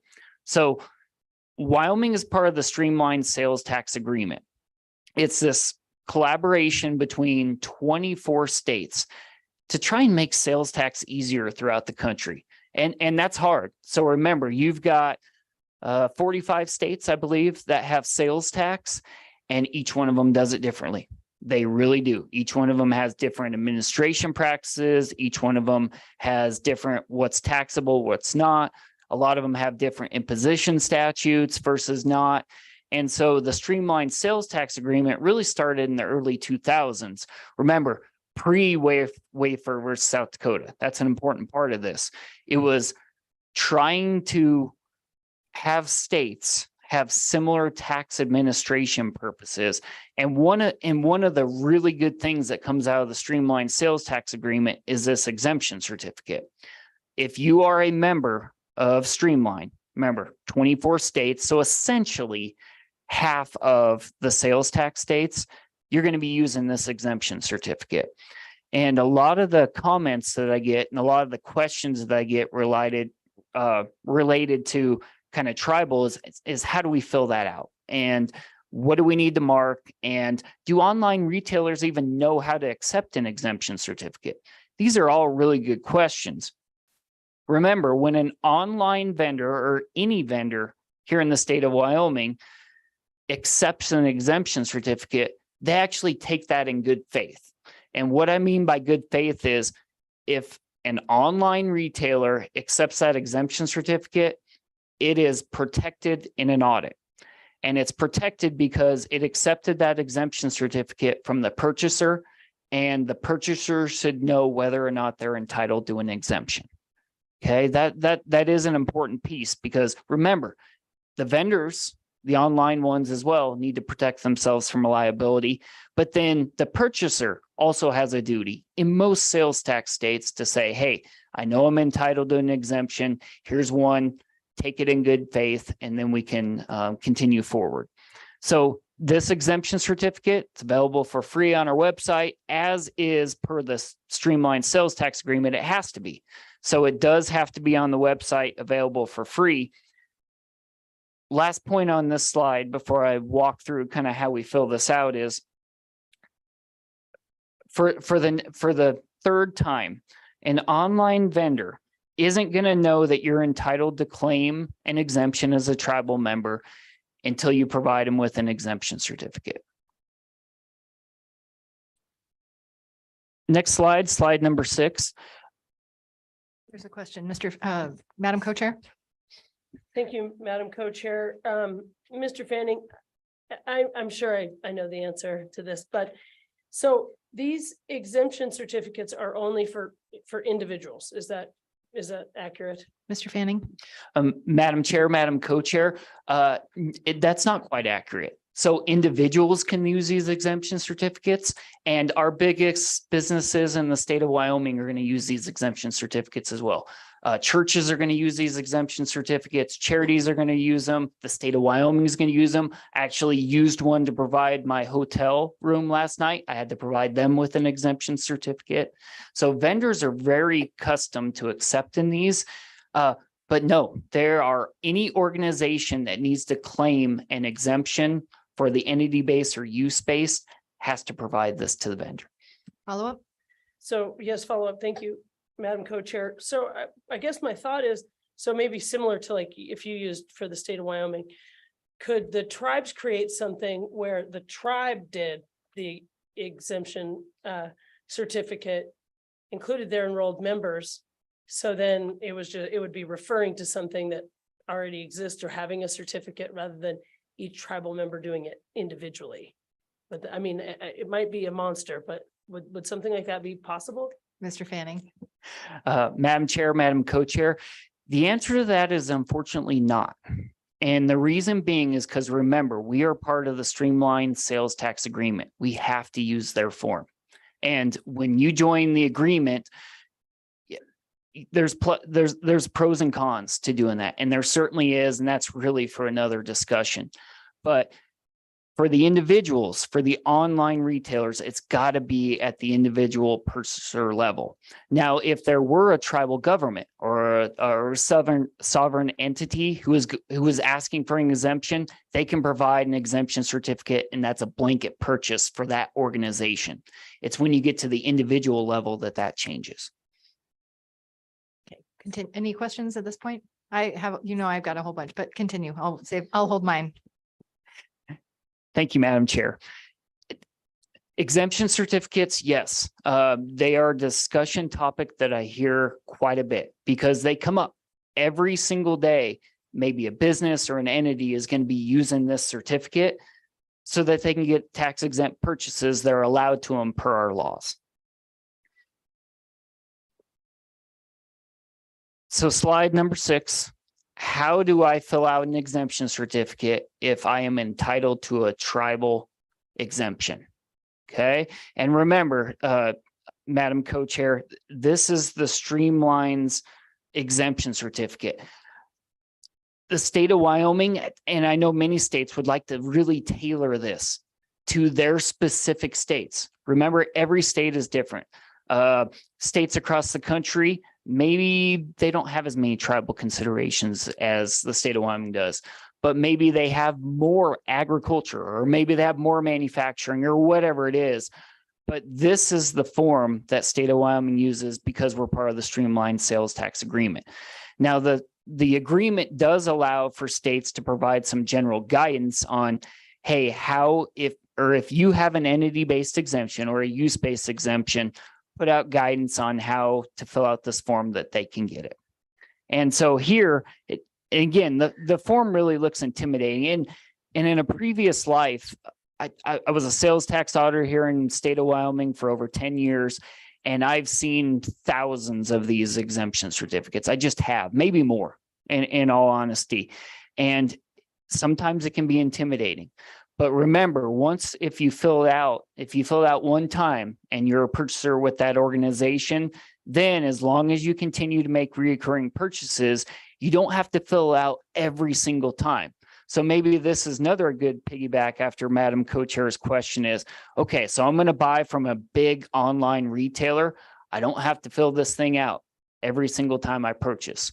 Once I fill it out once, it's logged into my account. Then when I pop up and check out with my cart, I just need to put in that same number there and then I'm good to go. But if you are going to purchase from 10 different online retailers, you've got to fill out 10 for each online retailer, or 1 for each of those retailers. So the first section here, is it a single or reoccurring purchase? Generally, it's going to be a reoccurring purchase, but not always. Not always. Sometimes you're just going to purchase something, that one-off online retailer that you really need that present for your brother's wedding or whatever it is. But generally, it's going to be a reoccurring purchase. And then in section 2, you're kind of just filling out general business information. Who are you and who are you purchasing from? So section 3, this 3, 4, 5, these are where I get the vast majority of questions that I receive. So section 3, the state of Wyoming's guidance for this exemption certificate is if you are an enrolled member and you are entitled to an exemption is to select government. That is our guidance.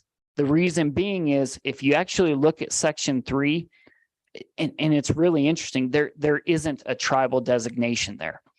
And this is something, now Wyoming is a voting member of Streamline. We're in compliance and I'm working on those documents as we speak right now.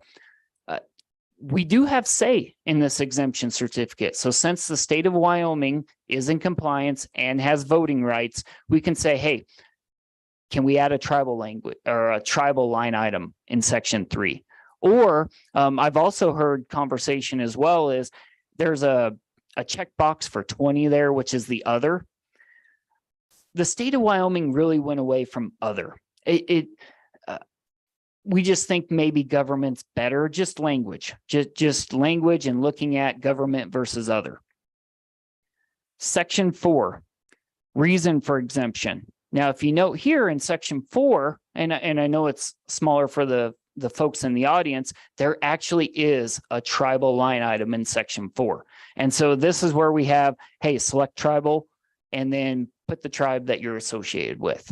So that's where in sections 3 and 4, there is a designation in section 4, but there isn't quite one in section 3. And so that's why we use the state of Wyoming's guidance is we're going to use government.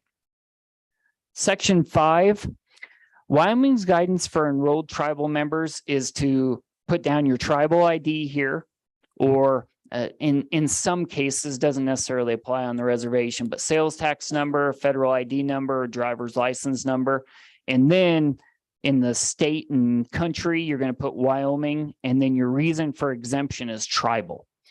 So if you look at section 5, you're going to put some sort of identifying number. And again, this isn't related just to tribal members. If we were to go outside of tribal considerations and the reservation, other entities would also have to put a unique identifier in there as well. And then you put state of Wyoming, and your reason for exemption, which piggybacks to section 4, is, hey, tribal. And then you sign and date it. So that's just a brief walkthrough of how you fill out this exemption certificate. And Madam Chair, I do remember one of your amazing questions from last year was, hey, do online retailers even know how to accept exemptions, or do they categorize these, or if I have an account or profile with a large online retailer, do they keep this information for me, or kind of how does that work? And it was a really good question. Most online websites do have areas to provide your exemption documentation prior to purchase. And maybe that is an electronic version of this. The Streamlined Sales Tax Agreement does allow an electronic version of this as well.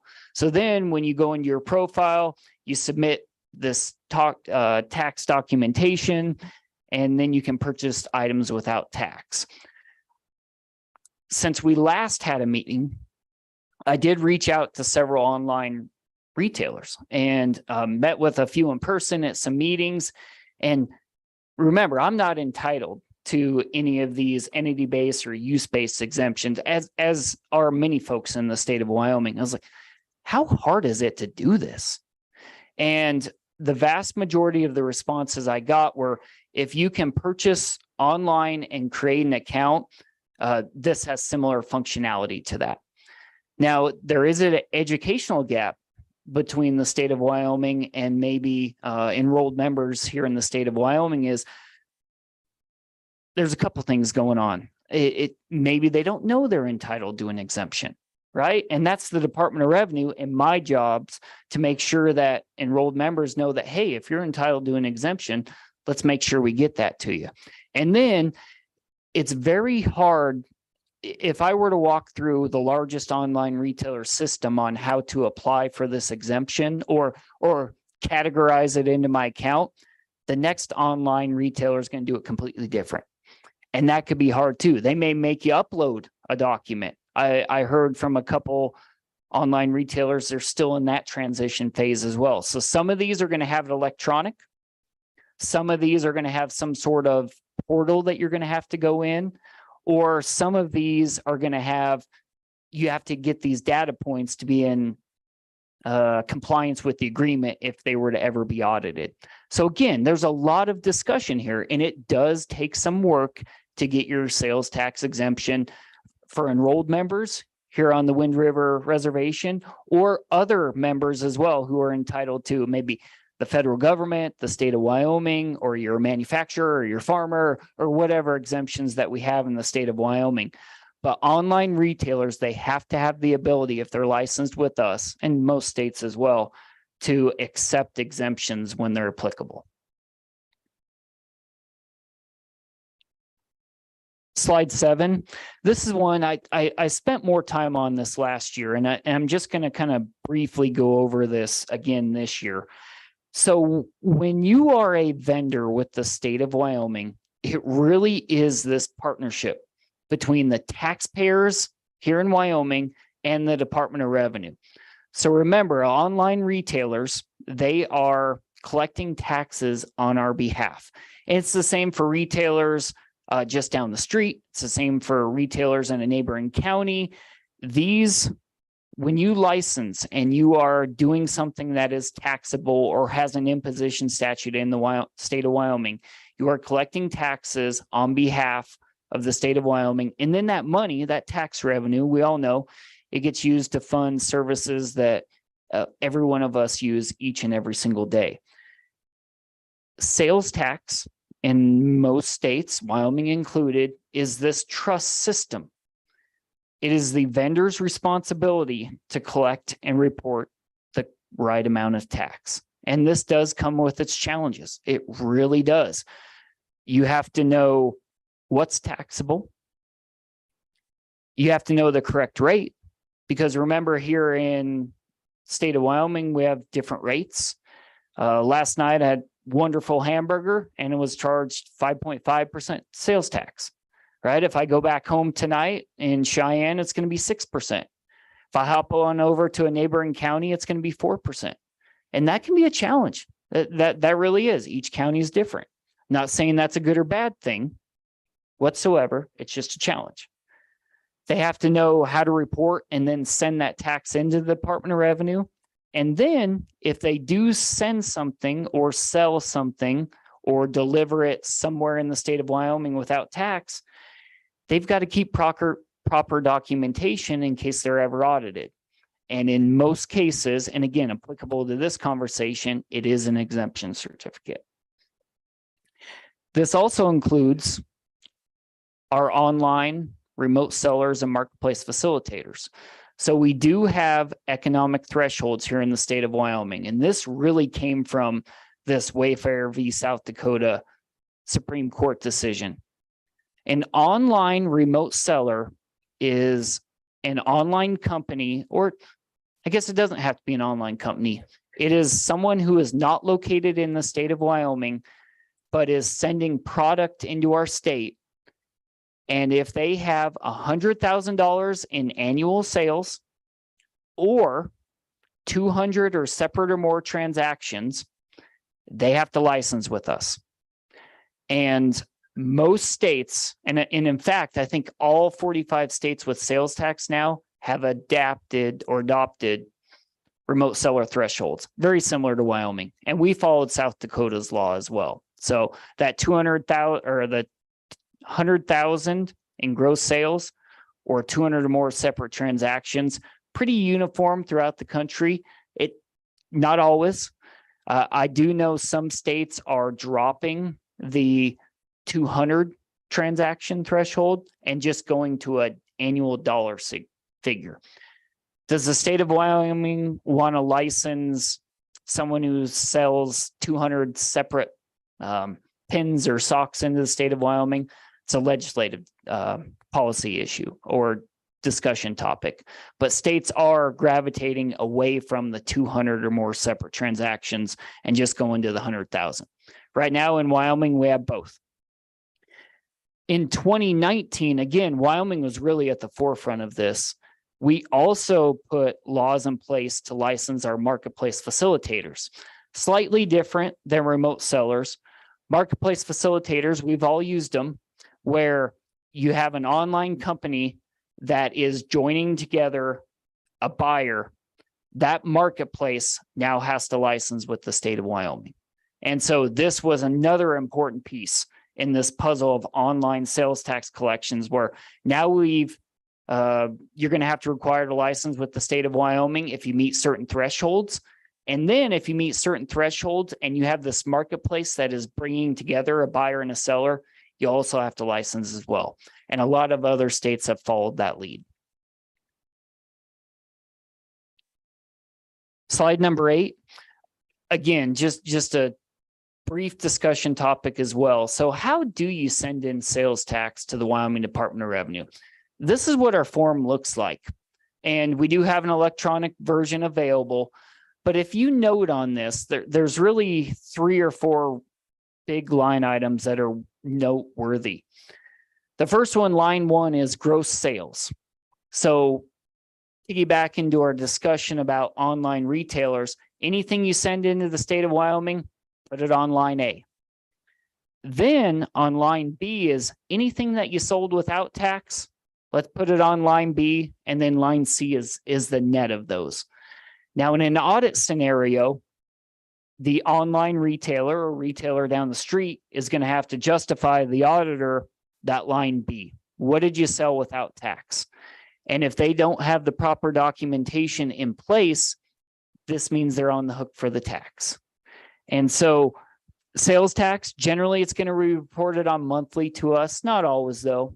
We do allow quarterly and annual filers, and then the filing is due. So say you collected tax today in July, that tax is not required to be sent in to us until the end of August.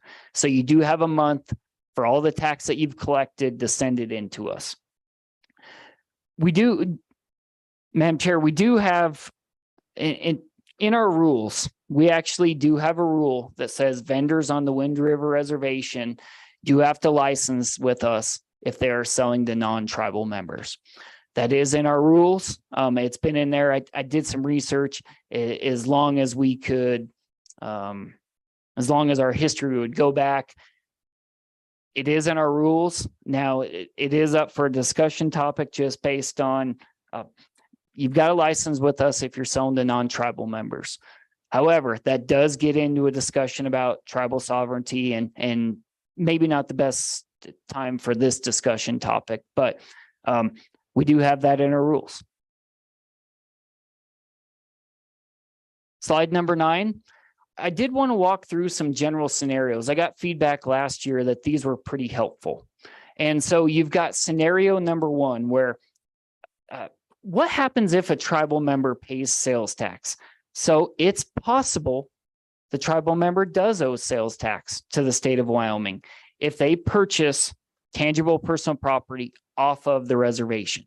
So if there is a tribal member and they are going to purchase something maybe in Lander or DuBois, I'm just going to leave Riverton out of that for just this discussion topic, then sales tax is due to the tribal member because they've come off the reservation and sales tax is due. Now, scenario number 2, maybe the tribal member doesn't owe sales tax. An enrolled tribal member purchases tangible personal property on the reservation, and then an exemption certificate is provided to the vendor. Now, remember, this goes back to this kind of 2-part test. If you meet this 2-part test, then there is an exemption available to the enrolled tribal member.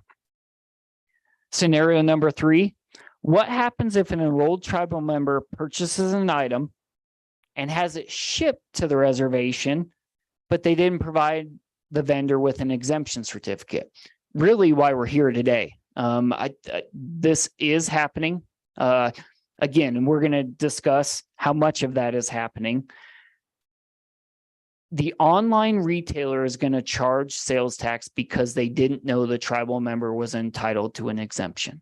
That is really what happens here. Now, that said, that doesn't mean the tribal member is out that tax.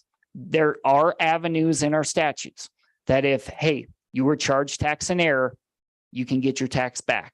Now, the statute of limitations, state of Wyoming, generally 3 years. So if you've been charged sales tax on an online purchase and you were entitled to an exemption, you can go back to the vendor and say, hey, I was charged tax in error. Here's my documentation.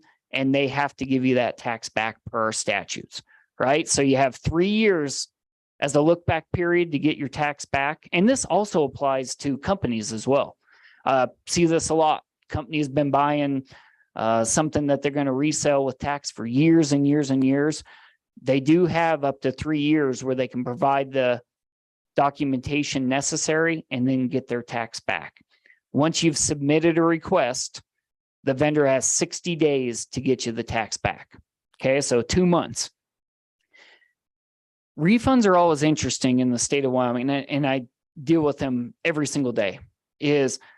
So remember, we have this trust system, and the vendor is submitting taxes to the state of Wyoming on your behalf. So our statutes say, hey, you have to go back to that vendor first to get your tax back. Then the vendor has to come back to the Department of Revenue.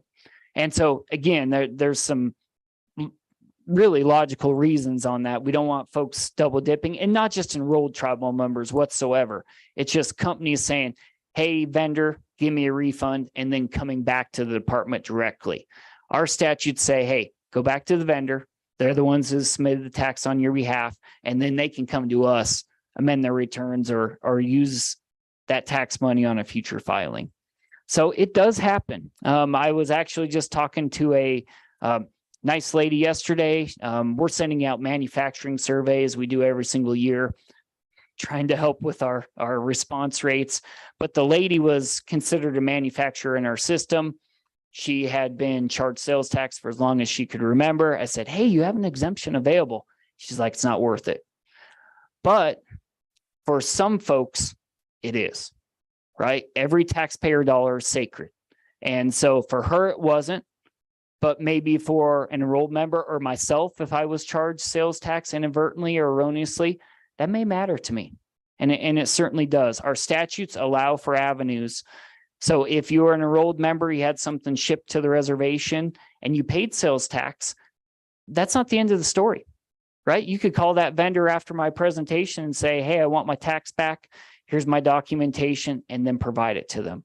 Now, again, online retailers, maybe they don't have the response rate or the timely rate that if you were to walk on down the street and talk to someone face to face. But per our statutes, they have to get you that tax back if you were charged in error and can provide that documentation. What's the remedy? I mean, you're like, I want my tax back. You submit the things, the online retailer ghosts you, you never hear back from them. Then what? Yeah, Madam Chair, this doesn't happen as much as I've heard, or it doesn't rise to my level that often. Most of the time, vendors are very responsive. If they do ghost you, please call Brett Fanning and we will see what we can do. Yes, we do have some remedies. Per statute, they have to give you the tax back if you can provide that documentation. If they are ghosting you, give me a call. We have contact information, and there are avenues that if they are not following our statutes, that the legislature has given the Department of Revenue the tools to really seek out that guidance and move forward. Madam Co-Chair? Thank you, Madam Co-Chair. Mr. Fanning, and specifically, that's because all of these have to be licensed to do business in Wyoming, right? So you do have authority and power to do something via that license. Is that accurate? Mr. Fanning?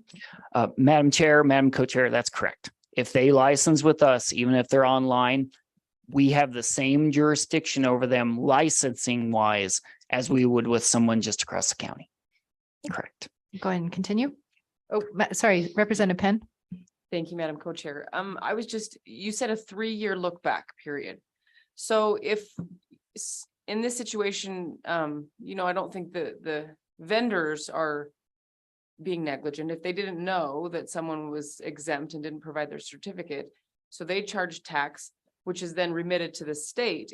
If we're looking back 3 years and then a purchaser comes and says, I want my tax money back. Well, they don't have their tax money back anymore. The state does. So how do they get their money back from the state? Mr. Fanning. Madam Chair, Representative Penn, a lot to unpack in that scenario. But yes, the gist of your question is correct and your statement is correct. There are avenues in our statutes that if you have charged the tax and a taxpayer comes back for a refund, then you can use that on a prior return or on a future return. Or if you're going to be submitting tax to us into the future, then you can net out the difference there as well. And so, yes, you could have, and you're mixing time periods here, but you're spot on in your question is, yes, an enrolled tribal member says, hey, online retailer, you charged me tax 3 years ago, I'd like it back. Then they can net out that difference in a future return. All righty, keep going.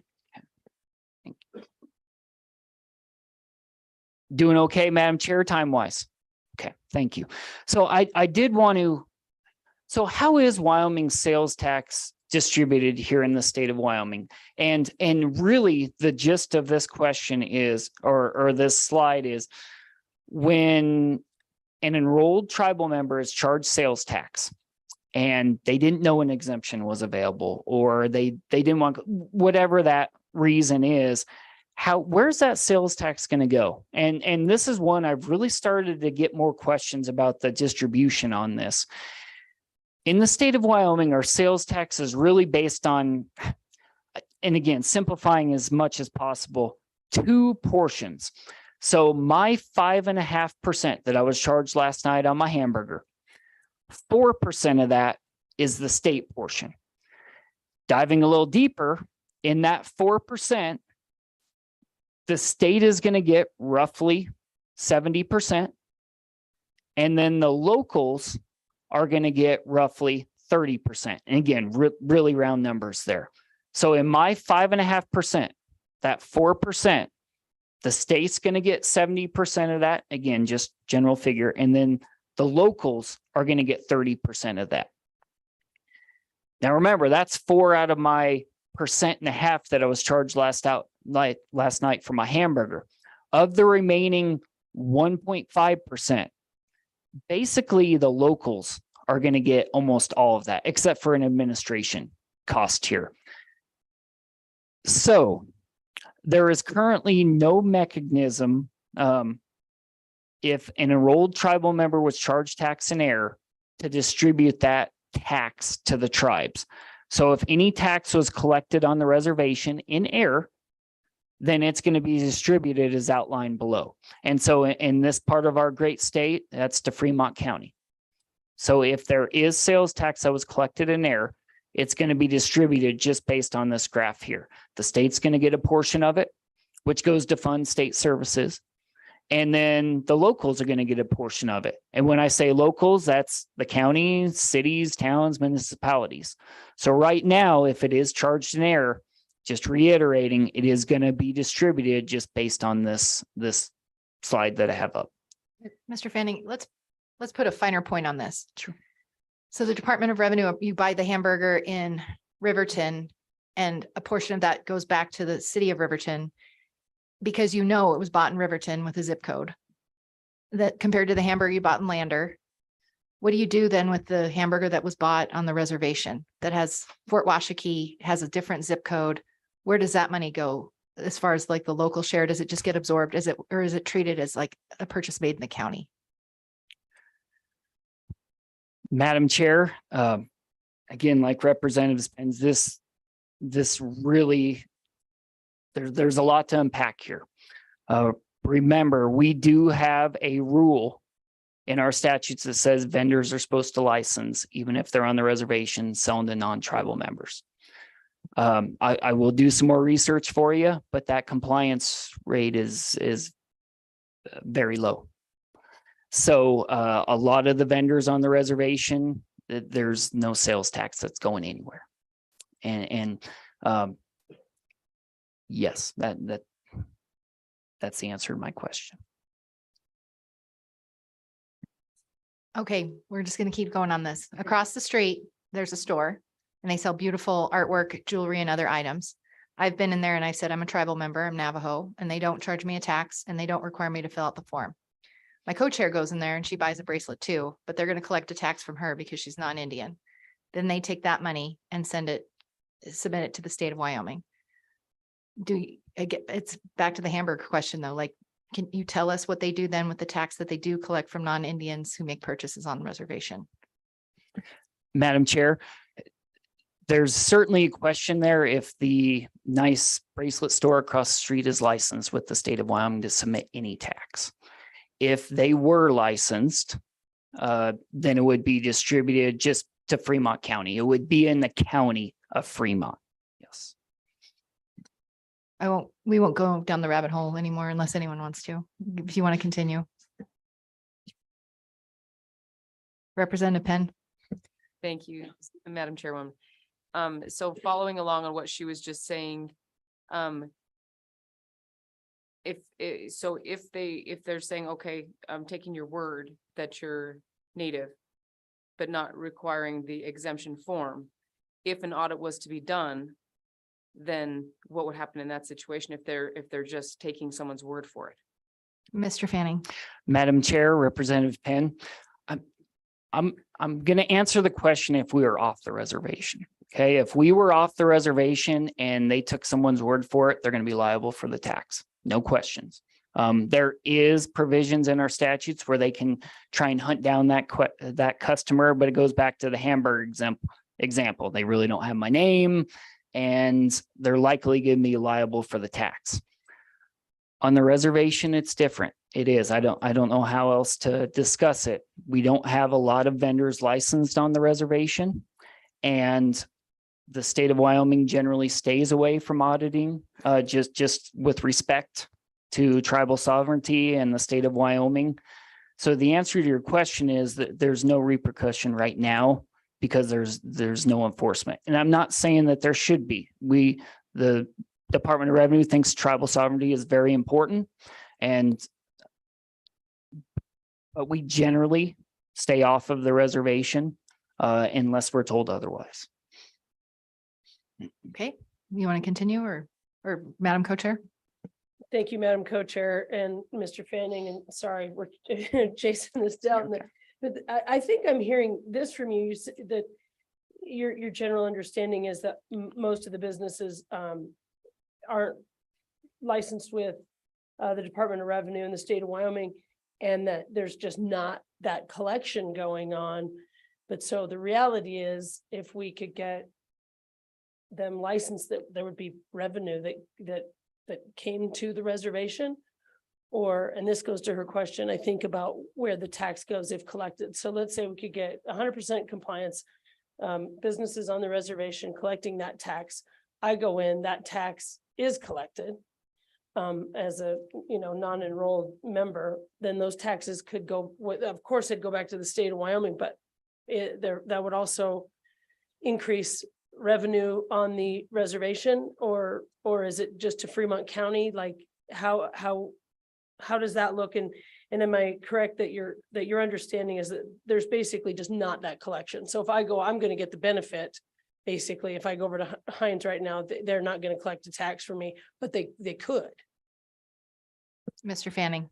Madam Chair, Madam Co-Chair, yes, the sky is truly the limit on where this could go.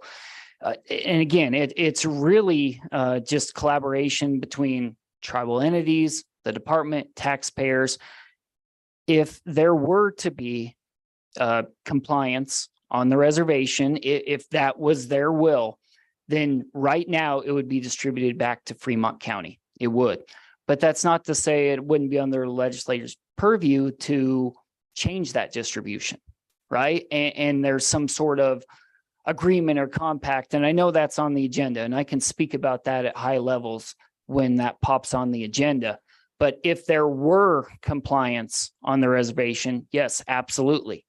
But then that also comes with challenges, I know, and I know there's challenges with sovereignty and tribal considerations and the state of Wyoming and jurisdiction, and that's why I'm here. But the answer is yes, that could be a potential mechanism to increase revenue to the tribes if that was their will.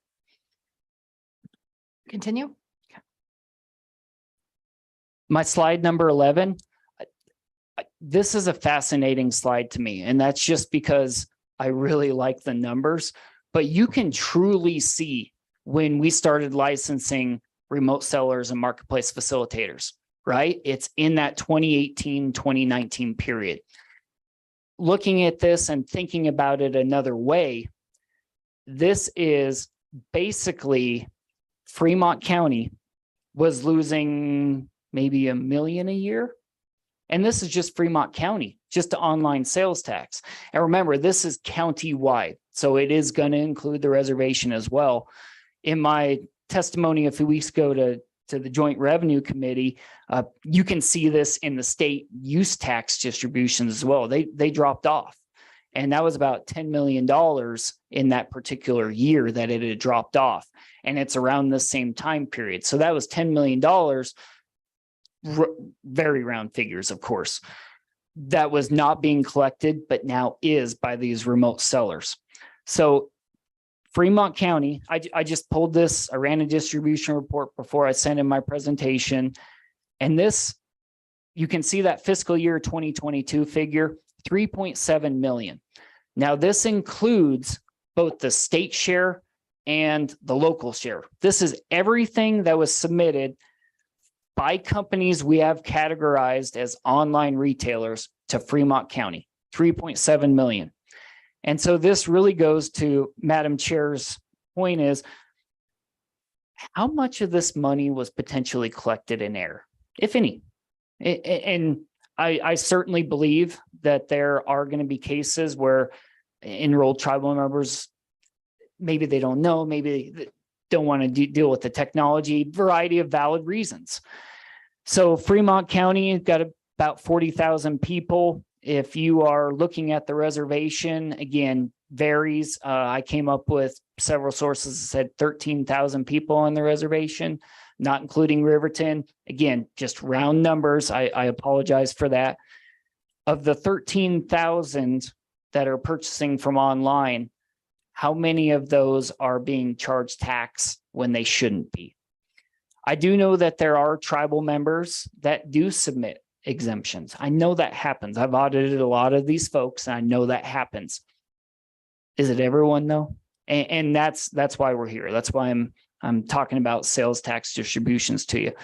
But we're really talking about 3.7 million that's coming to the state and Fremont County and the locals below them from online sales tax revenue. It is important to note. So going back to fiscal year 2013, yeah, that's the big jump that we've had related to online. So, Madam Chair, 5 years ago, we would have never even had this conversation because the remote sellers, or maybe very minimal, but now this is really an important conversation to have. With that, Madam Chair, that is my presentation, and I will await any questions that you have. Thank you, Mr. Fanning. So we've been talking about this for a few years now, and I think that there are really, my concern is that we are over collecting from tribal members making online purchases on the reservation. We are not supposed to be collecting that tax, but we do, and we put the burden on the purchaser, the tribal member, to submit the form.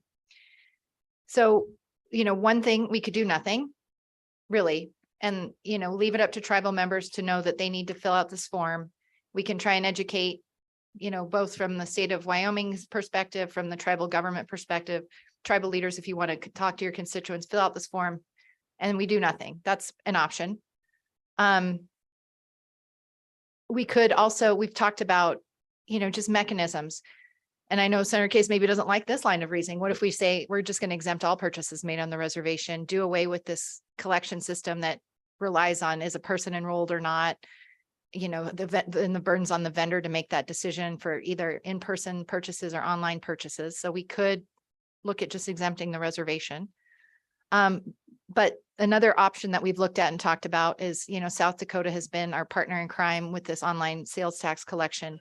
And you had mentioned, well, doing your research, that South Dakota actually has compacts with tribal governments there. So, at a very high level, I think what happens with these compacts, and they're contained in our meeting materials, is an agreement, a revenue sharing agreement, where the retailer collects all that tax, but looks at the distribution side of it. So maybe that's a good way to tee that up of that discussion. And I didn't know if LSO wanted to present on it, but they did a wonderful job getting that information for us. But Mr. Fanning, if you wanted to opine a little bit on the compacts that are included in the meeting materials, I think they're very interesting. Sure. Thanks, Madam Chair. I have talked to South Dakota about this very subject, and it was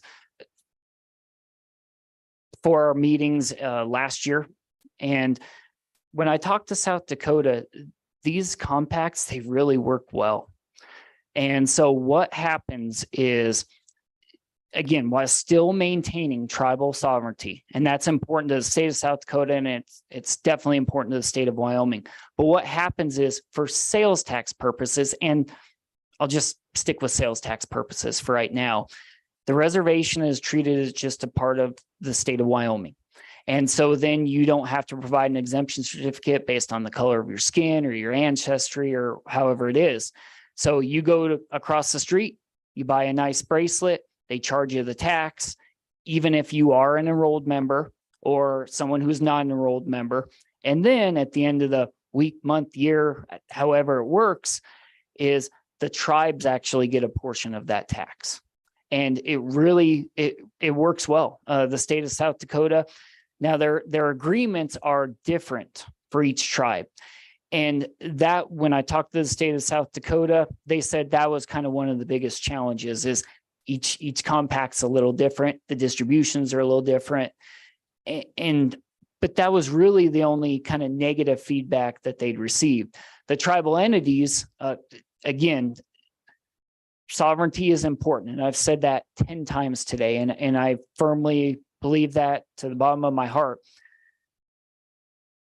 At the end of the month or the year, they were getting revenue that they were not seeing. And so that is something to note. But in the other side of that, it did mean that the state of South Dakota does have some guidance capabilities there that they didn't normally have. Remember, sales tax is voluntary. So then that comes into play. You need compliance checks every once in a while to make sure that tax is being submitted. Change of leadership also has questions related to these compacts and consistency. And that's also from the state side as well, right? Different administrations have different thoughts. But at the end of the day, the state of South Dakota is pleased with their compacts based on the counterpart that my counterpart at the state of South Dakota, they work pretty well.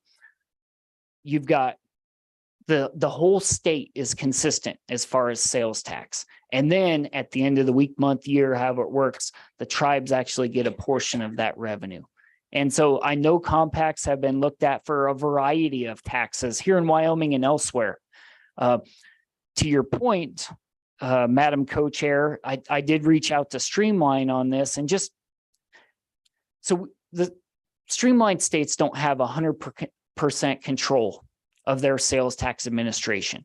Now they can pick and choose on what's taxable and what's not, but if you want to start getting creative in your tax administration policies or doing something that may pose potential burdens on the vendor, Streamline really backs out of that. There is at least one Streamline state, per what I was told from Streamline, that exempts everything on the reservation. And so that was the state of North Carolina. They exempt everything on the reservation. There are some states that have looked at enrolled tribal members are exempt everywhere in their states. And is that the avenue to go? I don't know if it is or not. That's not my decision to make. But compacts, they are growing truly across the country. We generally look at the state of South Dakota, as I've mentioned previously, because they're a regional partner. They've got tribal considerations. They've got a similar population, and they've got an international tourist destination as well. So you've got all of these compacts that really, the state of South Dakota is a good resource for the compacts. Here in the state of Wyoming, we have 2 tribes. They were able to get multiple compacts or compacts with multiple tribes, and they have more than we do. So it is possible. The department does stand ready if this were ever something that the committee wanted us to look into further. But that's really just the high level conversations that I've had related to the compacts, Madam Chair. We'll go with Madam Co-Chair, then Mr. Chestick. Representative. Thank you, Madam Co-Chair. Mr. Fanning, so in South Dakota, or in order to look like South Dakota, in essence, we get rid of the exemption and then the tax collected goes back to the tribes. I mean, that's in essence what we do. First of all, so is that accurate? And 2, when we started talking about at the beginning about the exemption, the constitutions were mentioned. So how does that, how, if at all, does the Constitution play into taking the exemption away, if that was basically how we did it? Mr. Fanning.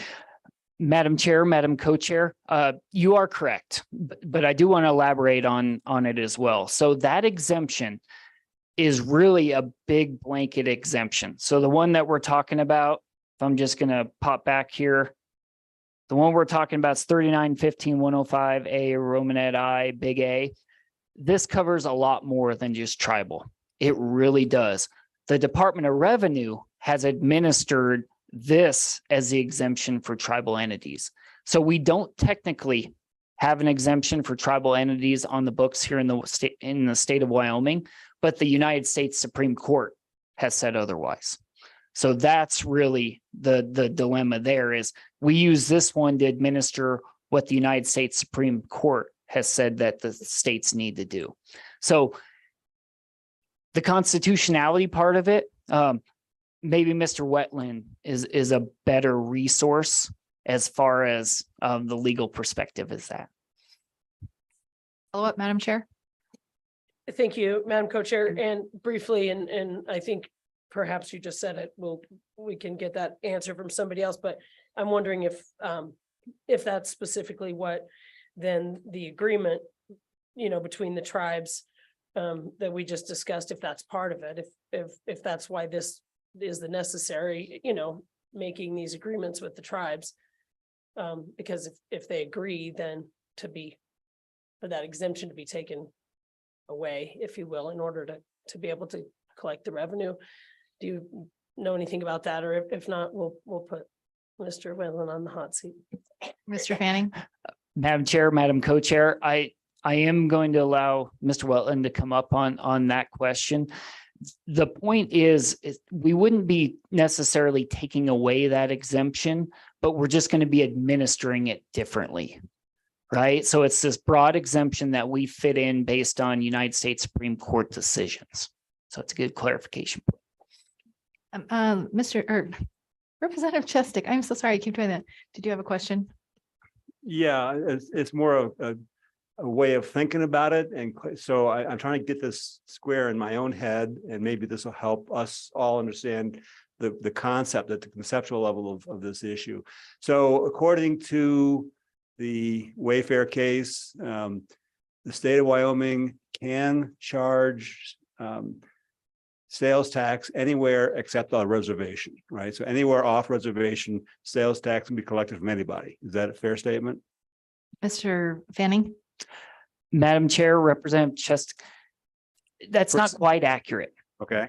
The online retailer is going to charge sales tax no matter where you are in the state of Wyoming. Even if I had something delivered right here to Fort Washakie. Okay. But Follow up? Yes, a sale off reservation. I'm really thinking mostly about in-person sales. Sale off reservation, the state of Wyoming can tax it no matter who the purchaser is. Is that correct? Mr. Fanning? Madam Chair, Representative Chestic, yes, that's correct. Okay, so what these compacts do, now let's move to sales of personal property goods on reservation property. The state of Wyoming cannot tax that because it's on reservation property, unless it was a purchase by a non-native member. But we don't probably have a good enforcement mechanism for that. But if a tribal member purchases it on reservation, we can't tax that, right? Mr. Fanning? Madam Chair, Representative, correct. Okay. Absolutely. So what the compact does, and this is where I'm trying to get this going straight in my head, is if the tribes decide to impose a tax on their own members, they are sovereign, they can do that. They can impose the same kind of tax on their own members as well as anybody else, non-members as well. They could impose a tax for their own purposes and collect that for their own purposes. So the compact essentially allows the tribes to decide on their own if they wish to impose a tax on everybody who buys on reservation. They can oppose that tax. Then the state of Wyoming would administer that whole thing and remit to the tribes the amount of the sales tax from on reservation sales. Am I understanding that correctly? Mr. Fanning? Madam Chair, Representative. Yes, for the most part. I do want to clarify just a little bit though. Okay. So if we are talking about Wyoming sales tax, that would be different than a tribal transaction or sales tax. So you could potentially be talking about two different things. So one compact may be, hey, this is state of Wyoming tax, state of Wyoming jurisdiction in certain cases, just for licensing, again, for the 100th time, nothing related to tribal sovereignty. But yes, the tribal councils and the tribes, they can also enact their own taxes on their own citizens, or someone like me who would come onto the reservation. So there could really be two separate things here, a compact with Wyoming sales tax and then just tribal sovereignty on taxing their own citizens. Mr. Fanning, just to follow up, if I may interject in this. Under that scenario, though, then there's still the confusion, like you, if you're a non-Indian purchaser then, and you're consenting to the sale on the reservation, the state of Wyoming with no compact would still want its part of the share. The retailer would have to collect that, give that to the state, and then they would collect the tribal tax and give it to the tribal entity, the government. However, that was enacted, you know, we obviously have 2 tribes, but then it adds to the confusion over who the retailer is, Indian or non-Indian. And so what these compacts do is it smooths that out a little bit, and it just looks at the sale in an aggregate and says, we governments agree on this mutually agreed upon distribution formula. That's my understanding of it. So it simplifies, you know, is that person being double taxed or single taxed? It's just one tax and then an agreed upon distribution. Is that a fair way of categorizing it? Madam Chair, I love that last sentence. Yes, I think that's spot on. Follow up? Yeah, so final follow-up. So, so I guess that I have the concept in my head. The next question is, have we started those conversations with the tribes? Where are we, if anywhere? Is this all conceptual at this point, or is there a concrete proposal? What do the tribes think of it? Do we have any idea at this point? Madam Chairman. Senator Case. So, Madam Chairman, this isn't all that new. It's been in the Revenue Committee for a while, and I served on there for more than a decade. So we have a similar compact proposal that's been formally offered to the tribal governments with respect to cigarette taxes. Exact same thing, exact same issues. This is a refinement of that that's come about in the past few years, really as a result of the Wayfair case, because if it wasn't for online sales, we wouldn't really be worried about this, because people, you know, when we know the geography, it's not a problem, but it's the online sales that brought it home. And so the Wayfair efforts came about because of the Revenue Committee, and so kind of proud of that as we got that far. But the idea of having a relationship where we all collect the same tax, but the tax is shared, has a lot of appeal. It has a lot of appeal in the sense of tax avoidance. With cigarette taxes, we see that, you know, the retailers are upset when there are tax havens where you can, and cigarette taxes are so heavy, you can see it really drives a wedge in commerce. Sales taxes probably drive a bit of a wedge too, but it's not as much. But the solution is very elegant if you think about it. And then from our standpoint, representing the state of Wyoming, the policy decisions are kind of, what is that sharing mechanism? It could run all the way from the continuum of how 100% of the taxes collected on the reservation go to reservation governments, or we could still share with the county, but not with the state, or there's a lot of things we could do. And I don't mean to jump in there, but it could, if we decided that the state didn't need any taxes off the reservation, that was belonged in the jurisdiction of the reservation, we could. We may keep an administrative fee. So the possibilities are here, but they provide tribal governments a opportunity to have some revenue streams that they don't have before. It would probably be good for commerce. And you know, so there's definitely an opportunity here.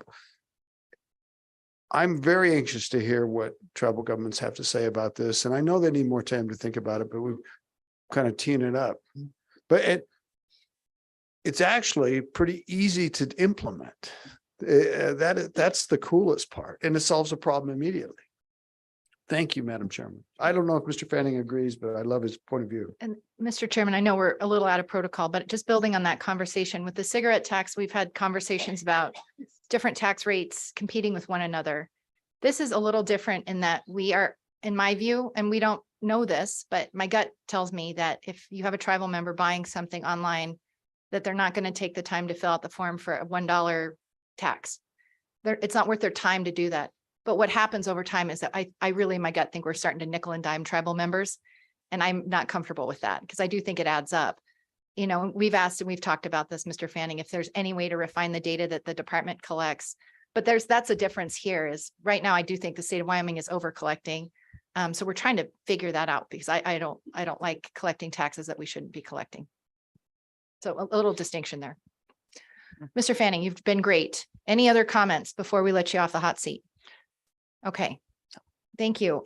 Thank you, Madam Chair. Thank you. Committee members, just in the interest of time, we have the South Dakota compact documents in our meeting materials. Do we want to go through those? I don't think we do. I think they're handy to read. But just to get an idea of how this is approached in other states. So I'm not going to ask for an explanation or overview of those documents. Looking at that, I did think we have someone in the audience from the Wind River Tax Commission, again, invited to testify, not required, certainly. But if anyone from the Tax Commission would like to provide comments, we welcome your feedback. Along those lines, Mr. Chair, or committee members, council members, I know this is a lot to digest, but we welcome your feedback because, we're not going to move anywhere without knowing the position of our tribal counterparts. Welcome, and please introduce yourself for the record.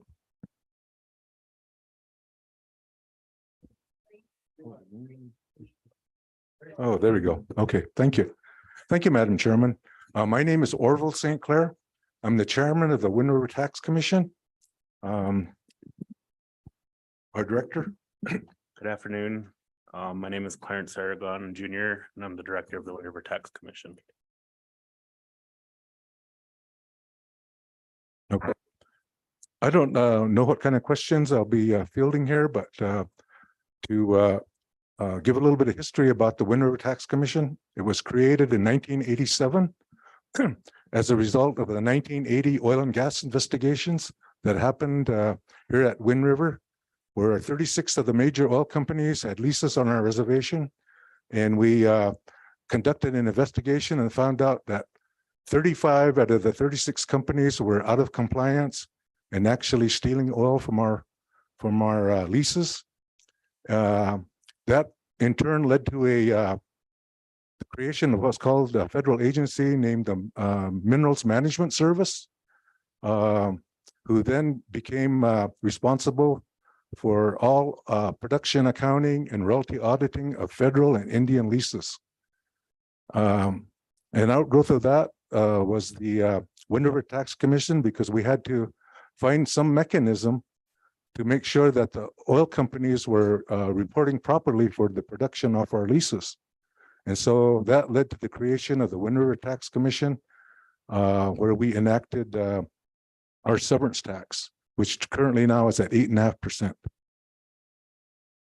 Are there any questions so far? Questions for Mr. Sinclair? Do you have more comments? No, not on that. Well, thank you for that history. And if I recall correctly, there was a time where the commission maybe was disbanded and then recently reformed. We had this topic of sales tax at our last hearing or during the last interim, if I recall correctly. This has been something we've been chatting about for a while. Has the commission had a chance to think about the collection of online sales tax from the state of Wyoming? We got that information at the last meeting, and we are currently reviewing that. Okay. So, and there's more information that come from, the presentation this earlier gentleman presented. So we'll also be considering those comments too. Okay. But I'd also like to for clarification for the rest of the committee, where did we when we started our investigation, we talked a lot, and there's been a lot of comments about sovereignty and tribal sovereignty. Well, where did the tribes get their tribal sovereignty? And it's from the government to government relationship with the United States government. And that's through the Treaty of 1868. So that's what created our present reservation, which originally was 4 million acres, and it's been reduced to about 3.2 million now. The other historical point that needs to be made clear is that in 1987, the Wind River Tax Commission claimed all jurisdiction, all taxing authority within the exterior boundaries of the reservation. So from that day forward, we claim all taxing authority, and that excludes any kind of state authority on our reservation.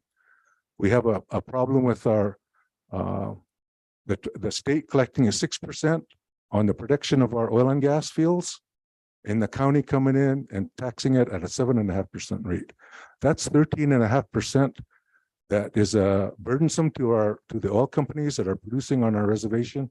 And eventually, when you pay too much taxes, it eats into the profitability of that company or those companies, and they leave. And so that's the problem we've been having. And I just want to make sure that the committee knows that. And, we're open for discussions with that too, if you would like to talk about that. Any other questions from committee members? Okay, seeing none, thank you Representative Chestick. You say there has been examples of companies leaving because of the taxation. Can you quantify that for us? Yeah, over the years, you'd have to go back. We've been producing oil here on the Wind River Reservation since 1891.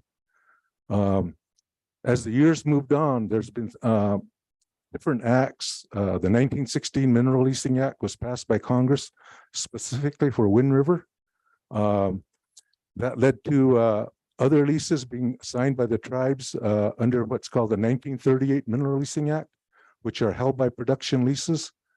That all changed in 1982 when there's a federal law called FOGRMA, Federal Oil and Gas Royalty Management Act of 1982, which allowed tribes and allottees and anybody actually to go and negotiate any kind of arrangement with that particular oil company. So now we're able to enter into joint ventures, operating agreements, conventional leases. But to follow up on your question, the point is that if there's too many taxes on any company, that's going to cut into their profit margin. And so some of the companies we had at that particular time in 1980, we had all of the major companies, the Texacos, the Shells, Chevrons, Amoco, all of the major companies. And today there's not one major company here, with the exception of Encana, which I wouldn't call a real major company. Devon Energy's got a lease with us. Those are probably the bigger ones, and then there are smaller ones that, of course, have leases with us. Any other questions for the Tax Commission? Thank you for being with us today. Is that it?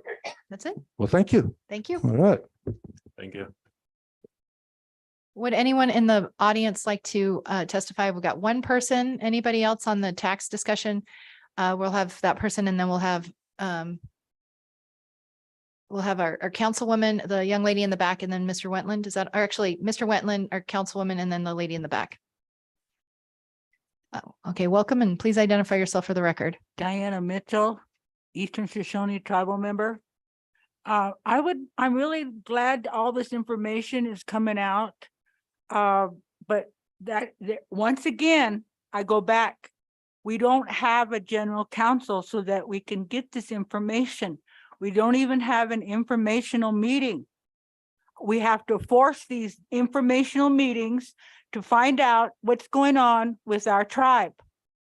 And the taxes is really important because you know what, when because nobody knows history. Everybody makes their own history on the reservation, state of Wyoming. They don't know the true history of the reservation. Okay. If they knew the true history, they would know that the county went and took land from the reservation so that they could tax. Okay. So there's where we bring up Riverton, because nobody knows history either. And so if Riverton's not on the reservation, how come we didn't get paid? Okay, if you know the 1904 land cession and the 1905 act, okay, tribe's supposed to get paid for the land that was sold. Okay, it was supposed to be sold for home site, township, and to the highest bidder. And all that money was to go into the school maintenance fund and the irrigation fund. And then the principal signer was George Terry. George Terry was against the agreement because it wasn't written in the best interest of the tribe, the Shoshone tribe. He was going to go to Washington, D.C. with the evidence against this. Okay. What happened is they killed him, George Terry. They strung him up, hung him up in a tree, And then they put another person in to sign off on the 1904 land agreement. So nobody knows history. It's a corrupt system. And we need to know what's going on. The tribal members on the reservation, Shoshone people, need to know what's going on with their business. What's going on with our oil and gas? Where's our business plan of operations, etc. We need to know from our leaders, our elected officials, what's going on instead of fighting about it after the fact. Okay, because that's what we're doing. You guys are discussing our personal future without our tribal knowledge. I mean, really, we haven't had a council meeting for a year, a real good meeting for a year. And so there's your whole thing. How you going to do a successful, fair, justice agreement with the Shoshone tribe. They're the only treaty tribe on the state of Wyoming. People forget this. We need to have history. We need to be taught history from the real history, not what has been created over the years. Okay? And thank you so much for wanting to help us, Senator Ellis. Appreciate it. But I would like to see a history about us guys, a real history, not from the books that people have written, but from the tribe itself, because people don't know the history. Thank you. Any questions? Seeing none, thank you for your testimony. We'll have Mr. Wetland, and if we want to have our esteemed councilwoman come testify, how about you both come up and then we can maybe just move that along. We're on track for time, so. And Mr. Wetland? Thank you, Chairman Ellis. I just wanted to touch on first, I know And that. just your name and for the record, so Yeah, we'll be official. My apologies, Chairman Ellis, Kit Wetland, Special Counsel, Tribal Relations Policy Advisor for Governor Gordon. Just as Mr. Fanning was going to let me answer some questions, I'm going to let him buy me a hamburger with 5% tax over in Lander at some point in the future. I don't recall all of the questions that were asked. I did want to come up and just address, there was a question about where we're at. If we've got a proposal on the table, is this all conceptual? Where we're at currently is if this is a discussion that the tribes do want to open with the state, we can open the discussion with them. We just would like to hear that from them, that yes, please, or no, not at this time. If it's no, something we'd like to, well, of course, respect their desire to not go there. If it's yes, then just as long as we know that's something they want to discuss, we can talk about it. Questions for Mr. Wetland? Okay, thank you. Councilwoman? Good morning, everyone. Nice to see all of you here. What I want to talk about is the taxes that we are facing now. And just your title for the record. Oh, yeah, my thank title you. is Councilwoman Kim Harjo for the Northern Arapaho Tribe. So what I want to talk about is the taxes that the tribes are already facing, the tribal members. High Plains is a big company here in Fremont County. But a lot of our members are still being taxed. When we go into Lander or Riverton, and we do pull out our tribal ID card to show them that we're tax exempt, sometimes we're met with very degrading language. Such as, we don't honor that here. This is my business. If I want to choose to impose a tax on you, I will. So those are the kinds of things that our tribal members face. And I'm glad that we're having this tax discussion. I think that's what it should be, not only internet tax, but it should be a tax discussion on the human part of being taxed and the things that we have to face and being taxed. And so we're standing up for ourselves, showing our tribal ID, wanting to be tax exempt, but we hear these things and we're meant to feel like this by the time we leave that business. So I guess I'm looking to the select committee to help us getting through some of that. I guess working with some of the businesses, I don't know nowadays on if they need to honor that, if it's a Wyoming statute. Those are some of the questions that I do have. Thank you. Questions for Councilwoman Harjo? Madam Co-Chair? Thank you, Madam Co-Chair. Thank you, Councilwoman Harjo. I just, did I call you Ms. Harjo as well? Sorry. Madam Co-Chair Ellis, Councilwoman Harjo. So I just wanted to discuss, because we got the information from Mr. Fanning earlier, that the two pieces that make for the exemption are being an enrolled member and the purchase being made on the reservation. So like you mentioned, going to Lander, but that wouldn't physically qualify for that tax exemption. Mhm. And we're just learning, about it here, but, so I just wanted to talk about that, because I think everybody understanding, we've talked a lot about education and these exemption forms. And the more information we can get out there to everybody, to tribal members on how to claim the exemption on online purchases and in person, and also but where that qualifies. Okay. Any response, Councilwoman?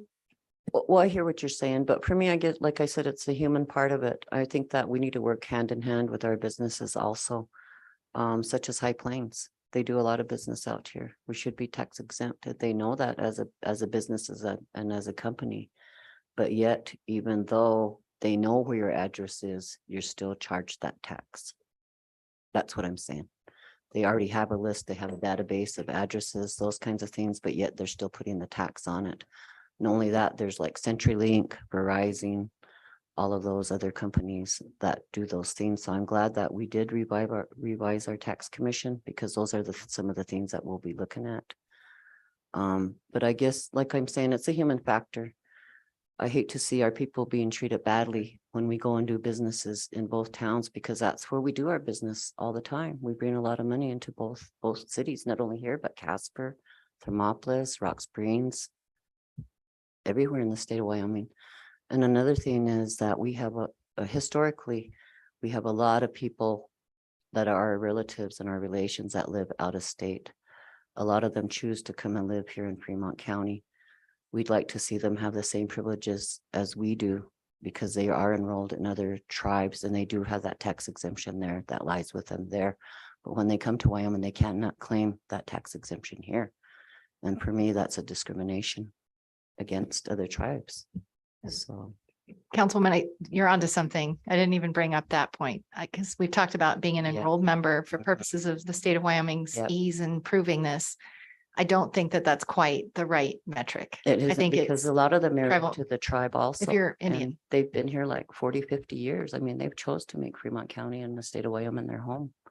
So that's, not great for them. So thank you. thank you. Representative Chestick? So thank you, Councilman Harjo.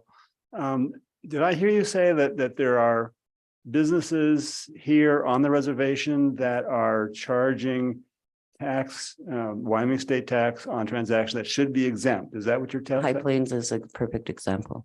Okay, and this is a routinely occurring Every event? month, and even, we can bring our CenturyLink bills in, we can bring in our Verizon bills, we can bring in our High Plains bills. And you can clearly see there's all kinds of taxes on there still. Okay, Follow up? yes, thank you, Madam Chairman. Is there some mechanism, and maybe this is not the question for you, but for somebody else, maybe? I think so, and I think that was one of the reasons why we did revise our tax commission and bring them back, was to look at these problems that we're having now. The question is there, yes, is there an office, a mechanism that you can appeal that or report them to some other state agency to get those businesses to stop doing that? That's my Councilwoman question. Harjo. Yeah, we'll just keep it for the Yeah, product that's my protocol through the question. chair.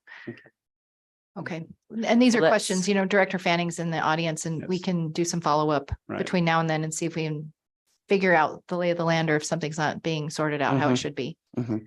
So, any other questions? No. Senator Case? Thank you, Madam Chairwoman. High Plains Power has their annual meeting in Riverton at the fairgrounds on Saturday. Starts at 9 o'clock. Okay. I go to that annual meeting usually. There are very few folks from the reservation that go to that meeting. And it would be really a good thing if folks from the reservation, enrolled members, went and discussed this issue at that meeting. And it would be even probably the fairest way of all would be to let the management of High Plains know that you're coming and ask them to address it at that meeting. Okay. But the annual meeting open to all members, 9 o'clock at the fairgrounds in Riverton. Okay, all right, thank you. Alrighty, Representative Penn. Thank you, Madam Chairwoman. So because there's so many moving parts that were discussed by Mr. Fanning earlier, as far as in order to get the exemption, you know, you have to meet specific things, also having to supply the certificate. There was discussion about the idea of just taking away taxation on the reservation period, which would help alleviate some of those concerns, because then there aren't the questions with every single transaction. Is that something that you would be in favor of? That's something I Councilwoman would, Harjo.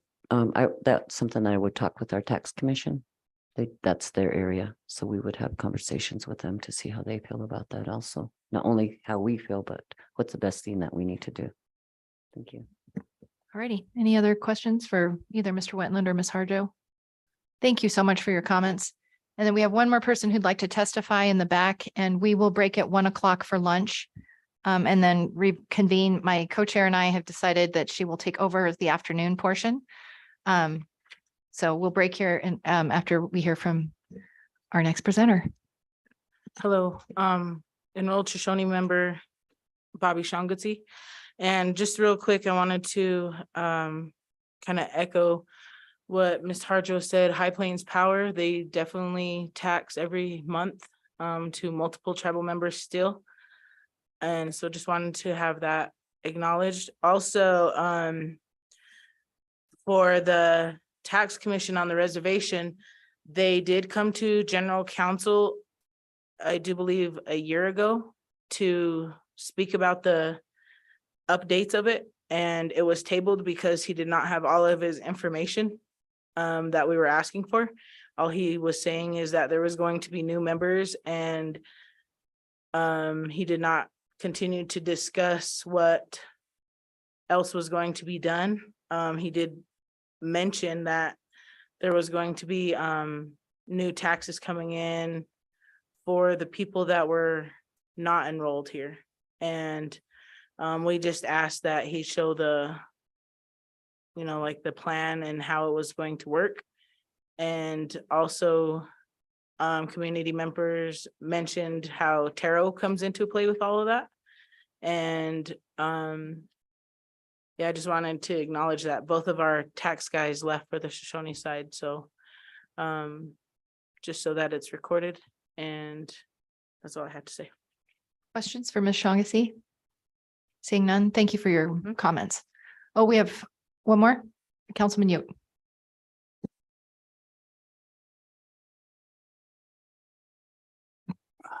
Good morning, co-chairs, committee, Vice Chairman Mike Yu, Shoshone Business Council. So getting back to the issue of the online sales tax, and that's what we're really here for. That's what I think you kind of wanted to know about. So I've had a few experiences with the streamlined sales tax form. It's not user friendly. It's hard to do. I also run 501c3 nonprofit, so I have to use that as well. I made a few personal purchases trying to use the tax certificate, and the vendor would not accept it. The vendor said, this is for, and this might be for you, Mr. Fanning, but the vendor said this is only for if the tribal government itself is making the purchase. So I think maybe some verbiage on their wording might need to be rearranged. Just so it's easier for the vendor. They just would not even, I think I had one of your managers from the Department of Revenue tried to get involved with it, but they would not speak to the vendor would not speak to them. They said, you're gonna have to recoup that some other kind of way. So I bit the bullet and paid $600 on tax on that. So I'm gonna have to figure out how to, how to navigate my way through that part. That brings me to another point. That it sounds like the the options might be to just totally do away with the exemption so that it's just for online purchases. So if you're not making a purchase in person, you're fine. It has nothing to do with it. It's just all online. So if you don't buy anything online, it has nothing to do with it. So if you do away with the exemption for the online, the state will then be paying a portion of what they received back from the vendors back into the tribes. That also opens up another can of worms. It's not as easy as you think. You have two tribes here who will have to figure out if they want to do that. I personally don't think they do. The other thing is, would that do away with exemptions for individuals? Because I personally, I would like to get that taken off of what I got to pay what I'm trying to buy. Yeah, people that are trying to buy tractors, some of these things are like $300,000. They can get those delivered. Tires are running up to $75,000 for these machines. I'm pretty sure they would like to just not pay sales tax on that purchase right there. So if you do away with it and then you say, well, we're just going to pay the tribes in one lump sum, there's some drawbacks there. So I definitely think that it's good that we're talking about it, because it is something that needs to be caught and figured out where it's going to go, who it's going to be taught to. And it's almost in a way, I get what Mr. Fanning is saying. It's different. You're actually trying to exempt yourself from taxing. They're going to tax you no matter what. You just got to figure out how you're going to get rid of that that barrier there. It's just a barrier is all it is. And I think figuring out where the money goes after that is the next step. And then once the tribes receive it or they don't receive it, because filling out the form is cumbersome. It takes a long time. I personally fill it out maybe 30 to 40 times. And I do stop doing it when the taxes is only like $5. I just stop doing it. But on large purchases, I'm like, I don't want to pay the tax on that. So having a form that's user friendly, that the vendor will actually receive, I think that's another one. Another one is just open up communications between Department of Revenue and tribal members so that they can figure, I don't know, maybe there just needs to be another division there to just deal with that, because I routinely need to talk to somebody and I just get to run around and then I just give up. So that's all I wanted to say. So Questions for Vice Chairman Ute? Okay. All right, with that, committee, we will break for lunch. We'll be back. Your agenda says 2:30, is that right? 2:30.